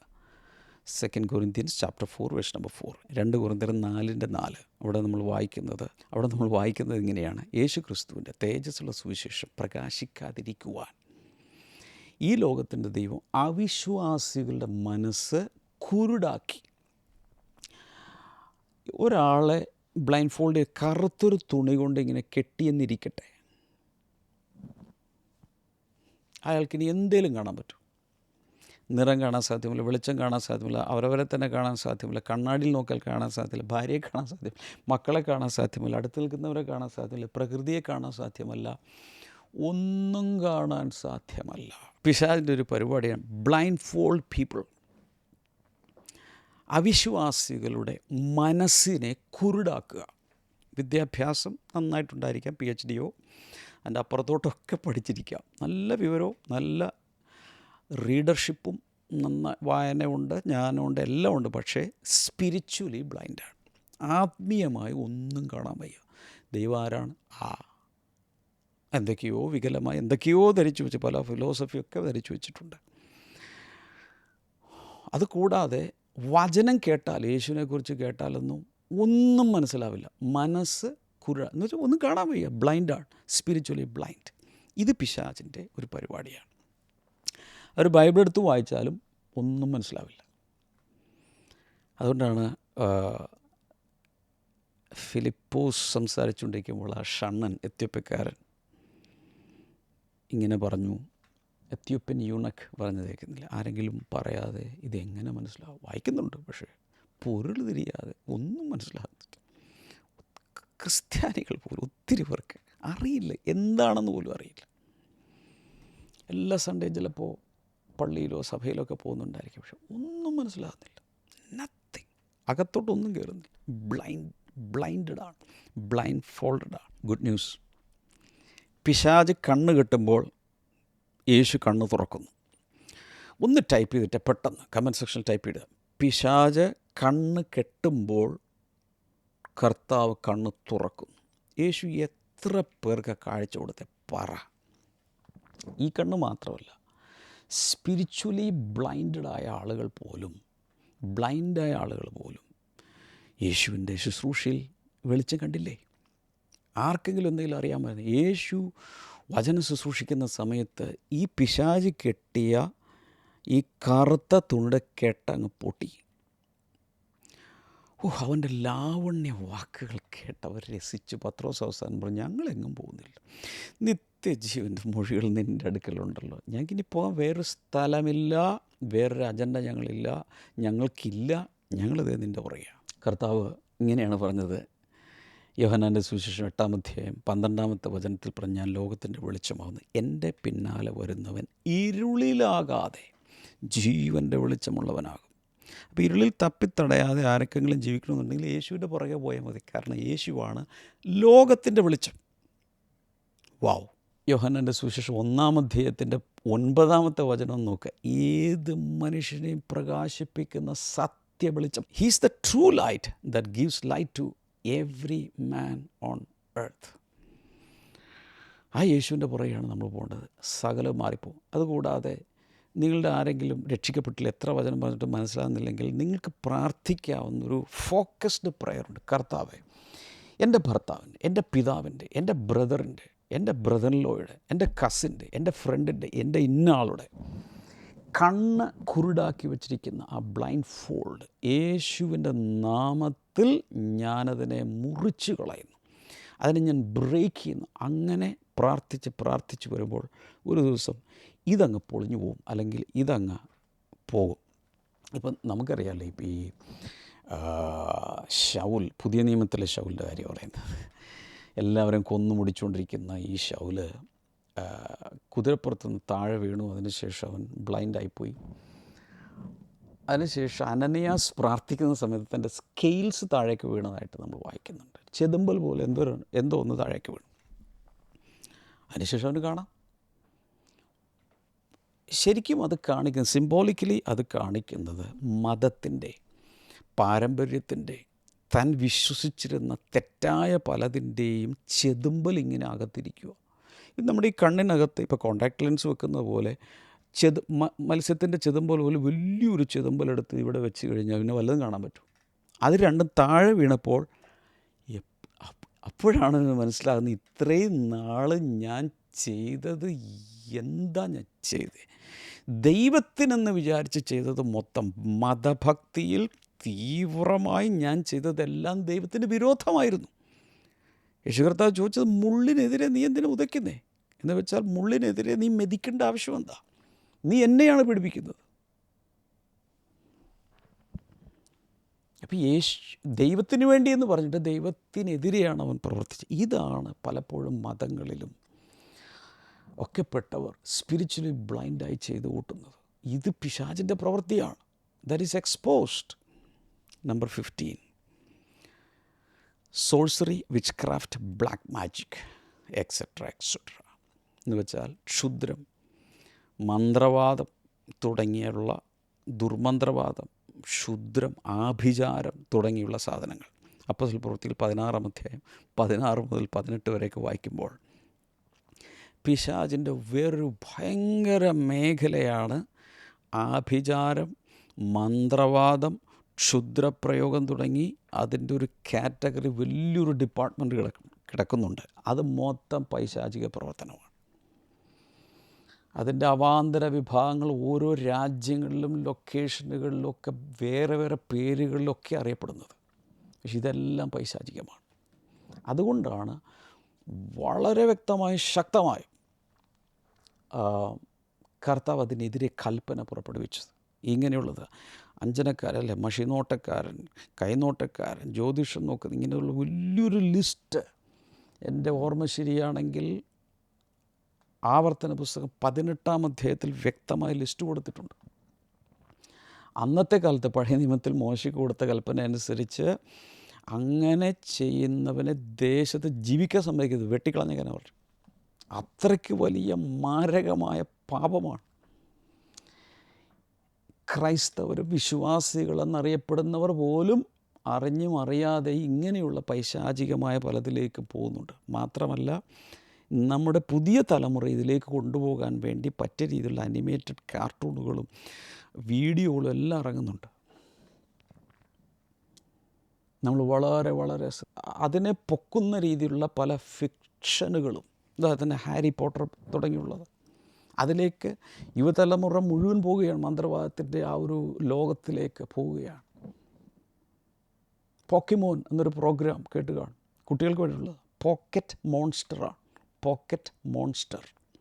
അപ്പോസ്തല പ്രവൃത്തികൾ 16-ാം അധ്യായത്തിൽ ഒരു പെൺകുട്ടി, ഭാവി പ്രവചിക്കുന്ന വെളിച്ചപ്പാടാത്മാവുള്ളൊരു പെൺകുട്ടി, അതിൻ്റെ യജമാനന് ഒത്തിരി ലാഭമാണ്. ഇതിങ്ങനെ ഓരോരുത്തരെ നോക്കി ഇങ്ങനെ പറഞ്ഞുകൊണ്ടിരിക്കും ഭാവി. അങ്ങനെ ഡിവിനേഷൻ സ്പിരിറ്റുള്ള സ്പിരിറ്റിനെ പുറത്താക്കി കഴിഞ്ഞപ്പോൾ ഓ മൈ ഗോഡ്, അവിടെ ഉണ്ടായ പ്രശ്നം അറിയാമല്ലോ. അവസാനം ഒരു ജയിലിൽ വരെ പോകേണ്ടി വന്നു. പിശാചിനത് ഇഷ്ടപ്പെട്ടില്ല. എന്നാൽ അതിന് ശേഷം എനിക്കൊന്ന് 19-ാം അധ്യായത്തിൽ എഫേസോസിൽ ശുശ്രൂഷിക്കുന്ന സമയത്ത് അവിടെയുള്ള സകലരും കൂടെ മന്ത്രവാദത്തിൻ്റെ പുസ്തകങ്ങൾ എന്ന് വെച്ചാൽ ഒരു ഭയങ്കര റിവൈവലാണ് അവിടെ നടന്നത്. എല്ലാവരും കൂടി കൊണ്ടുവന്ന് തീയിലിട്ട് ചുട്ടുകളഞ്ഞു. അതിൻ്റെ ഇന്നത്തെ വില കണക്കാക്കിയാൽ ഞാൻ ഒരു പ്രാവശ്യം നോക്കിയപ്പോൾ 48 കോടി രൂപയുടെ പുസ്തകങ്ങളാണ് അന്ന് കത്തിച്ചു കളഞ്ഞത്. ഇന്ത്യൻ റുപ്പീസിൽ കാൽക്കുലേറ്റ് ചെയ്താൽ സംഖ്യാപുസ്തകം 23 എഴുതി വെക്കുക. ലൂക്കോസിൻ്റെ സുവിശേഷം 10-ാം അധ്യായത്തിൻ്റെ 19, 18, 19, 20 വായിക്കണം. പക്ഷെ അവിടെ പറയുന്നുണ്ട്, പാമ്പുകളെയും തേളുകളെയും ശത്രുവിൻ്റെ സകല ബലത്തെയും ചവിട്ടുവാനുള്ള അധികാരം ഞാൻ നിങ്ങൾക്ക് തന്നിരിക്കുന്നു എന്ന് വെച്ചാൽ ദൈവമക്കൾ കൊണ്ടൊരു കുഞ്ഞിന് ഒരധികാരമുണ്ട്. കാരണം അകത്ത് വസിക്കുന്നത് യേശു കർത്താവാണ്. 1 യോഹന്നാൻ 4:4 പറയുന്ന, നിങ്ങളിലുള്ളവൻ ലോകത്തിലുള്ളവനേക്കാൾ വലിയവനല്ലോ. അതുകൊണ്ട് കർത്താവ് പറഞ്ഞു, ഈ പാമ്പുകളെയും തേളുകളെയും ശത്രുവിൻ്റെ സകല ബലത്തെ ചവിട്ടാനുള്ള അധികാരം ഞാൻ നിങ്ങൾക്ക് തന്നിരിക്കുന്നു, ഒന്നും ഒരു ദോഷവും നിങ്ങൾക്ക് വരുത്തുകയില്ല. ഇതിൻ്റെ മേൽ അധികാരമുണ്ട്. ഇത് മനസ്സിലാക്കണം. അതിന് വേണ്ടി വലിയ ആളുകളെ വിളിക്കണ്ട. നിങ്ങൾക്ക് അധികാരമുണ്ട്. യേശുവിൻ്റെ നാമത്തിൽ ഞാനിതിനെ തകർക്കുന്നു എന്ന് പറഞ്ഞാൽ അത് തകർന്നിരിക്കും. ശരിയായ രീതിയിൽ ജീവിച്ചുകൊണ്ടായിരിക്കണം എന്ന് മാത്രം. സങ്കീർത്തനങ്ങൾ 91-ൻ്റെ 3 മുതൽ 6 വരെ വായിക്കുമ്പോൾ, സങ്കീർത്തനങ്ങൾ 91-ൻ്റെ 3 മുതൽ 6 വരെ വായിക്കുമ്പോൾ, ഒന്നു തുടങ്ങി അങ്ങ് വായിച്ചു, അത്യുന്നതൻ്റെ മറവിൽ. അവിടെ നമുക്ക് തന്നിരിക്കുന്ന അനുഗ്രഹങ്ങൾ ഇതൊന്നും നിൻ്റെ കൂടാരത്തിന് പോലും അടുത്ത് വരികയില്ല. അതിനുശേഷം പറയുന്നത്, പെരുമ്പാമ്പിൻ്റെ മേൽ അണലിമേൽ നീ ചവിട്ടും, സിംഹത്തിൻ്റെ മേൽ നീ നടക്കും. കാരണം ഒരു full cover bumper to bumper insurance അത്യുന്നതൻ്റെ മറവിൽ വസിക്കുന്നവർക്ക് തന്നിരിക്കുകയാണ്. ഇതിനെ ഭയപ്പെടരുത്. ആഫ്രിക്കയിൽ സാത്താൻ്റെ മഹാപുരോഹിതൻ എന്ന സ്ഥാനം വരെ വഹിച്ചിരുന്ന ഒരു വിച്ച് ഡോക്ടറുടെ അതിൻ്റെ കൊടുമുടിയിലെത്തിയൊരു മനുഷ്യൻ അത്ഭുതകരമായി രക്ഷിക്കപ്പെട്ടു. അദ്ദേഹം തൻ്റെ സാക്ഷ്യം പറഞ്ഞപ്പോൾ പറഞ്ഞത്, താൻ സാത്താൻ്റെ ഹൈ പ്രീസ്റ്റായി വർക്ക് ചെയ്തിരുന്ന കാലത്ത് തനിക്ക് കൂടെ അസൈൻമെൻറ്റ് കിട്ടും. എന്തിനെന്നറിയാമോ? സഭകളെ തകർക്കാൻ, ദൈവദാസന്മാരെ തകർക്കാൻ, ദൈവമക്കളുടെ കുടുംബം തകർക്കാൻ ഒക്കെ വേണ്ടിയിട്ട് കിട്ടും. പക്ഷേ അദ്ദേഹം പറയുന്നത്, അങ്ങനെ ഞങ്ങൾക്ക് അസൈൻമെൻറ്റ് കിട്ടി, പൈശാചിക ശക്തികളെ അങ്ങോട്ട് വിടും. അങ്ങനെ ചെന്ന് കഴിയുമ്പോൾ ശരിക്കും ദൈവകൃപയിലും അഭിഷേകത്തിലും പ്രാർത്ഥനാ ജീവിതത്തോടുകൂടെ വചനകത്തുള്ള ഒരു വിശ്വാസിയുടെ അടുത്തോട്ട് പോലും ഞങ്ങൾക്ക് ചെല്ലാൻ സാധ്യമല്ല. കാരണം അടുത്തോട്ട് ചെല്ലുമ്പോൾ ചുറ്റും ഒരു ഫയർ വാൾ പോലെയാണ്, തീ കൊണ്ടുള്ളൊരു മതിൽ കെട്ടിയിരിക്കുന്ന പോലെ. ഞങ്ങൾ പേടിച്ചിട്ട് ഞങ്ങൾ തിരിച്ചു പോരും. അന്ന് എന്താ നമുക്കതിൽ നിന്ന് മനസ്സിലാക്കാവുന്നത്? നമുക്കൊരു വലിയ പ്രൊട്ടക്ഷൻ കർത്താവ് തന്നിട്ടുണ്ട്. പലപ്പോഴും ഇതിന് വിള്ളൽ വീഴുന്നത് നാം പാപം ചെയ്യുകയും പിശാചിന് ഇടം കൊടുക്കുകയും ചെയ്യുമ്പോഴാണ് ഒരു ഇൻട്രോഡ് കിട്ടുന്നത്. അതർവൈസ് കർത്താവ് നമുക്ക് വലിയ അധികാരമാണ് തന്നിട്ടുള്ളത്. എത്ര പേർ ഹല്ലേലൂയ പറയും? ഈ വചനങ്ങളൊക്കെ ഒന്ന് ആ കമൻറ്റ് സെക്ഷനിൽ ടൈപ്പ് ചെയ്തിടുക. Number 16, performing counterfeit miracles. അടുത്ത ഒന്നാണ് വ്യാജ അത്ഭുതങ്ങൾ പ്രവർത്തിക്കുക. Revelation 13 and 14. വെളിപാട് പുസ്തകം 13-ാം അധ്യായത്തിൻ്റെ 13 മുതൽ 14 വരെ വായിക്കുമ്പോൾ ഈ സാത്താൻ്റെ തന്ത്രം അവിടെ വെളിപ്പെടുന്നുണ്ട്. എന്ന് വെച്ചാൽ വലിയ അത്ഭുതങ്ങൾ പ്രവർത്തിച്ചിട്ട് തിരഞ്ഞെടുക്കപ്പെട്ട വൃതന്മാരെ പോലും വഴിതെറ്റിക്കുന്ന രീതിയിൽ വലിയ അത്ഭുതങ്ങൾ പിശാച് ചെയ്യുകയാണ്. മോശയുടെയും അഹരോൻ്റെയും കഥ അറിയാലോ. ഫറവൻ്റെ മുമ്പിൽ നിൽക്കുമ്പോൾ മോശ വടി താഴെ ഇടുന്നു, അതൊരു പാമ്പായി മാറും. മന്ത്രവാദികളും അവിടെയുള്ളവരും അതുപോലെ തന്നെ അവരുടെ വടികൾ താഴെയിട്ടു, പാമ്പായി മാറി. പക്ഷേ മോശയുടെ വടി അവരുടെ എല്ലാ വടികളെയും വിഴുങ്ങിക്കളഞ്ഞു. എന്നിട്ട് ആ വടി എടുത്തപ്പോൾ ബാക്കിയെല്ലാം പ്രത്യക്ഷമായത് മാത്രമാണ്. വ്യാജ അത്ഭുതങ്ങൾ യേശുവിൻ്റെ നാമത്തിലെന്ന് പറഞ്ഞു ഒക്കെയും പല സ്ഥലങ്ങളിലും നടക്കും. വിവേചനം ആവശ്യമാണ്. ഇതിൻ്റെ സോഴ്സ് ദൈവാത്മാവാണോ അതോ പിശാചിൻ്റെ ആത്മാവാണോ മനുഷ്യനെ വഴിതെറ്റിക്കാൻ? ഇത് വിവേചിച്ച് നമ്മൾ മനസ്സിലാക്കണം. ഞാൻ എന്താണ് ഇത് പറഞ്ഞതെന്ന് ചോദിച്ചാൽ, അവിടെയും ഇവിടെയും അത്ഭുതം നടക്കുന്നു എന്ന് പറഞ്ഞുകൊണ്ട് ഓടരുത്. വിവേചിച്ച് മനസ്സിലാക്കണം. ഇത് പരിശുദ്ധാത്മാവാണോ എന്ന് വ്യക്തമായി യേശുവിൻ്റെ നാമത്തിൽ എന്ന് വെച്ചാൽ പിന്നെയും നമുക്ക് കുഴപ്പമില്ല. പക്ഷേ യേശുവിൻ്റെ നാമത്തിലെങ്കിലും സ്പിരിറ്റ് ഏതാണെന്ന് വിവേചിച്ചറിയാൻ നമുക്ക് സാധിക്കണം. എങ്ങനെ സാധിക്കും? വചനം നന്നായിട്ട് അറിയണം. ആത്മാവിൽ നിറഞ്ഞിട്ടുണ്ടെങ്കിൽ പെട്ടെന്ന് നമുക്ക് മനസ്സിലാകും സംതിങ് റോങ്, ഇത് ശരിയല്ലല്ലോ എന്ന് നമുക്ക് തന്നെ മനസ്സിലാവും. Number 17, the last one, hindering God's ministry. ദൈവിക ശുശ്രൂഷകളെ തടസ്സപ്പെടുത്തുക. ഇങ്ങനെ ഒരു പരിപാടിയും പിശാചിനുണ്ട്. 1 തെസ്സലോനിക്കർ 2:18 തെസ്സലോനിക്കയിലേക്ക് പോകാൻ പൗലോസ് അങ്ങ് പ്ലാൻ ചെയ്തു, ടിക്കറ്റ് ബുക്ക് ചെയ്ത് എല്ലാം ചെയ്തു. എന്നാൽ സാത്താൻ ഞങ്ങളെ തടുത്തു. മിഷൻ പ്രവർത്തനങ്ങളെ, ശുശ്രൂഷകളെ, ഐറ്റിനറിയെ, ചില സ്ഥലങ്ങളിലേക്ക് അഭിഷിക്തന്മാർ വരുന്നതിനൊക്കെ തടുക്കുന്ന പൈശാചിക ശക്തികളുണ്ട്. അപ്പോൾ പൗലോസിനെയും കൂടെയുള്ളവരെ, ടീമിനെയും സാത്താൻ തടുത്തു എന്നവിടെ പറഞ്ഞിട്ടുണ്ട്. അല്ലെങ്കിൽ തടസ്സം വരുത്തുക, അല്ലെങ്കിൽ താമസം വരുത്തുക. ഇത് രണ്ടും പിശാചിൻ്റെ പ്രവൃത്തികളാണ്. ഇനി ഒരു വലിയ ബ്രേക്കിംഗ് ന്യൂസാണ് ഞാൻ പറയാൻ പോകുന്നത്. 17ഓളം കാര്യങ്ങൾ ഞാനിപ്പോൾ ഓൾറെഡി നിങ്ങളോട് പറഞ്ഞു. പിശാചിൻ്റെ തന്ത്രങ്ങളിലും കുതന്ത്രങ്ങളിലും പ്രവർത്തനങ്ങളിലും പെട്ടത് ഞാനിന്ന് നിങ്ങളോട് ഷെയർ ചെയ്ത് കഴിഞ്ഞു. നൗ ഒരു വലിയ ഗുഡ് ന്യൂസ്. സാത്താൻ എന്ത് പ്രവർത്തിച്ചാൽ അത് താൽക്കാലികമാണ്. കാരണം പരിശുദ്ധാത്മാവ് ഒരു വലിയ ജലപ്രളയം പോലെ വന്ന് ഈ പൈശാചികമായ പ്രവർത്തികളെ മുഴുവൻ ഒഴുക്കി കൊണ്ടുപോകും. അതാണ് ഉണർവ്, അതാണ് പരിശുദ്ധാത്മാവിൻ്റെ ഔട്ട് പോറിങ്. എത്ര പേർ കൈകൾ ഉയർത്തി പ്രാർത്ഥിക്കും, കർത്താവ് എനിക്കിത് വേണം, എൻ്റെ ജീവിതത്തിൽ, എൻ്റെ കൂട്ടായ്മയിൽ, എൻ്റെ കുടുംബത്തിൽ, എൻ്റെ ദേശത്ത് ഇതുപോലൊരു ഔട്ട് പോറിങ് എനിക്ക് ആവശ്യമാണ്. പരിശുദ്ധാത്മാവിൻ്റെ ഒരു കുത്തി ഒഴുക്ക് എനിക്ക് ആവശ്യമാണെന്ന് പറയുന്നവർ കമൻറ്റ് സെക്ഷനിൽ ടൈപ്പ് ചെയ്തിടുക. Lord, I want an outpouring of the Holy Spirit in my life, in my family, in my fellowship, in my land, in my nation. എന്താണോ വേണ്ടത് ഒന്ന് ടൈപ്പ് ചെയ്തിട്ട് കർത്താവിനോട് ഇപ്പോൾ തന്നെ പ്രാർത്ഥിക്കാൻ തുടങ്ങുക. അന്യഭാഷയിൽ പ്രാർത്ഥിക്കാൻ സാധിക്കുന്നവർ അന്യഭാഷയിൽ കർത്താവായ യേശുവിൻ്റെ നാമത്തിൽ ഇപ്പോൾ ഇതിലേതെങ്കിലുമൊക്കെ കുരയും കിടക്കുന്നവർ പുറത്തു വരട്ടെ, വലിയ വിടുതലുകളുണ്ടാകട്ടെ എന്ന് ഞാൻ പ്രാർത്ഥിക്കുന്നു യേശുവിൻ്റെ നാമത്തിൽ തന്നെ. ആമേൻ. ഞാൻ ആദ്യം പറഞ്ഞതുപോലെ 5 ചോദ്യങ്ങൾ നിങ്ങളോട് ചോദിക്കാൻ പോവുകയാണ്. Quiz question number 1. According to 2 Corinthians chapter 2 and verse number 11, why should believers understand Satan's schemes? 2 കൊരിന്ത്യർ 2:11 അനുസരിച്ച് വിശ്വാസികൾ സാത്താൻ്റെ തന്ത്രങ്ങളെ മനസ്സിലാക്കേണ്ടത് എന്തുകൊണ്ട്? Question number 2. Which activity of Satan did Jesus describe in John 10:10? And what is Jesus' mission in contrast to it? യോഹന്നാൻ 10:10 യേശു സാത്താൻ്റെ ഏത് പ്രവർത്തനമാണ് വിവരിക്കുന്നത്? അതിന് വിപരീതമായി യേശുവിൻ്റെ ദൗത്യം എന്താണ്? Question number 3. According to Luke 22:31 and 32, what did Satan seek to do to Peter? And what did Jesus do for him? ലൂക്കോസ് 22:31-32 അനുസരിച്ച് സാത്താൻ പത്രോസിനോട് എന്ത് ചെയ്യാനാണ് ശ്രമിച്ചത്? യേശു പത്രോസിന് വേണ്ടി എന്ത് ചെയ്തു? Question number 4.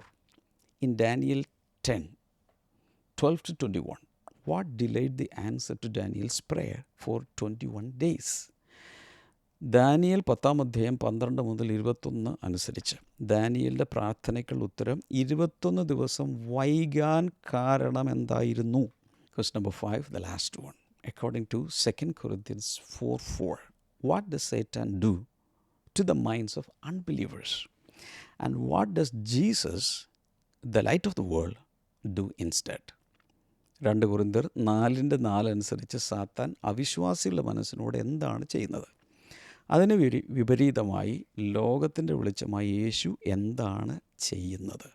ഈ 5 ചോദ്യങ്ങൾക്ക് ശരി ഉത്തരം അടുത്ത 5 ദിവസത്തിനകം, അടുത്ത പോഡ്കാസ്റ്റ് വരുന്നതിന് മുമ്പ് ദയവായി അയയ്ക്കുക. എല്ലാ ഉത്തരവും ശരിയാക്കുന്നവർക്ക് ചില സമ്മാനങ്ങൾ ബ്ലെസ്സിങ് ടുഡേയിൽ നിന്നും അയച്ച് കിട്ടുന്നതായിരിക്കും. ബ്ലെസ്സിങ് ടുഡേ സഭകളിലുള്ളവരാണെങ്കിൽ ഒരുപക്ഷെ നേരിട്ടായിരിക്കും കിട്ടുന്നത്.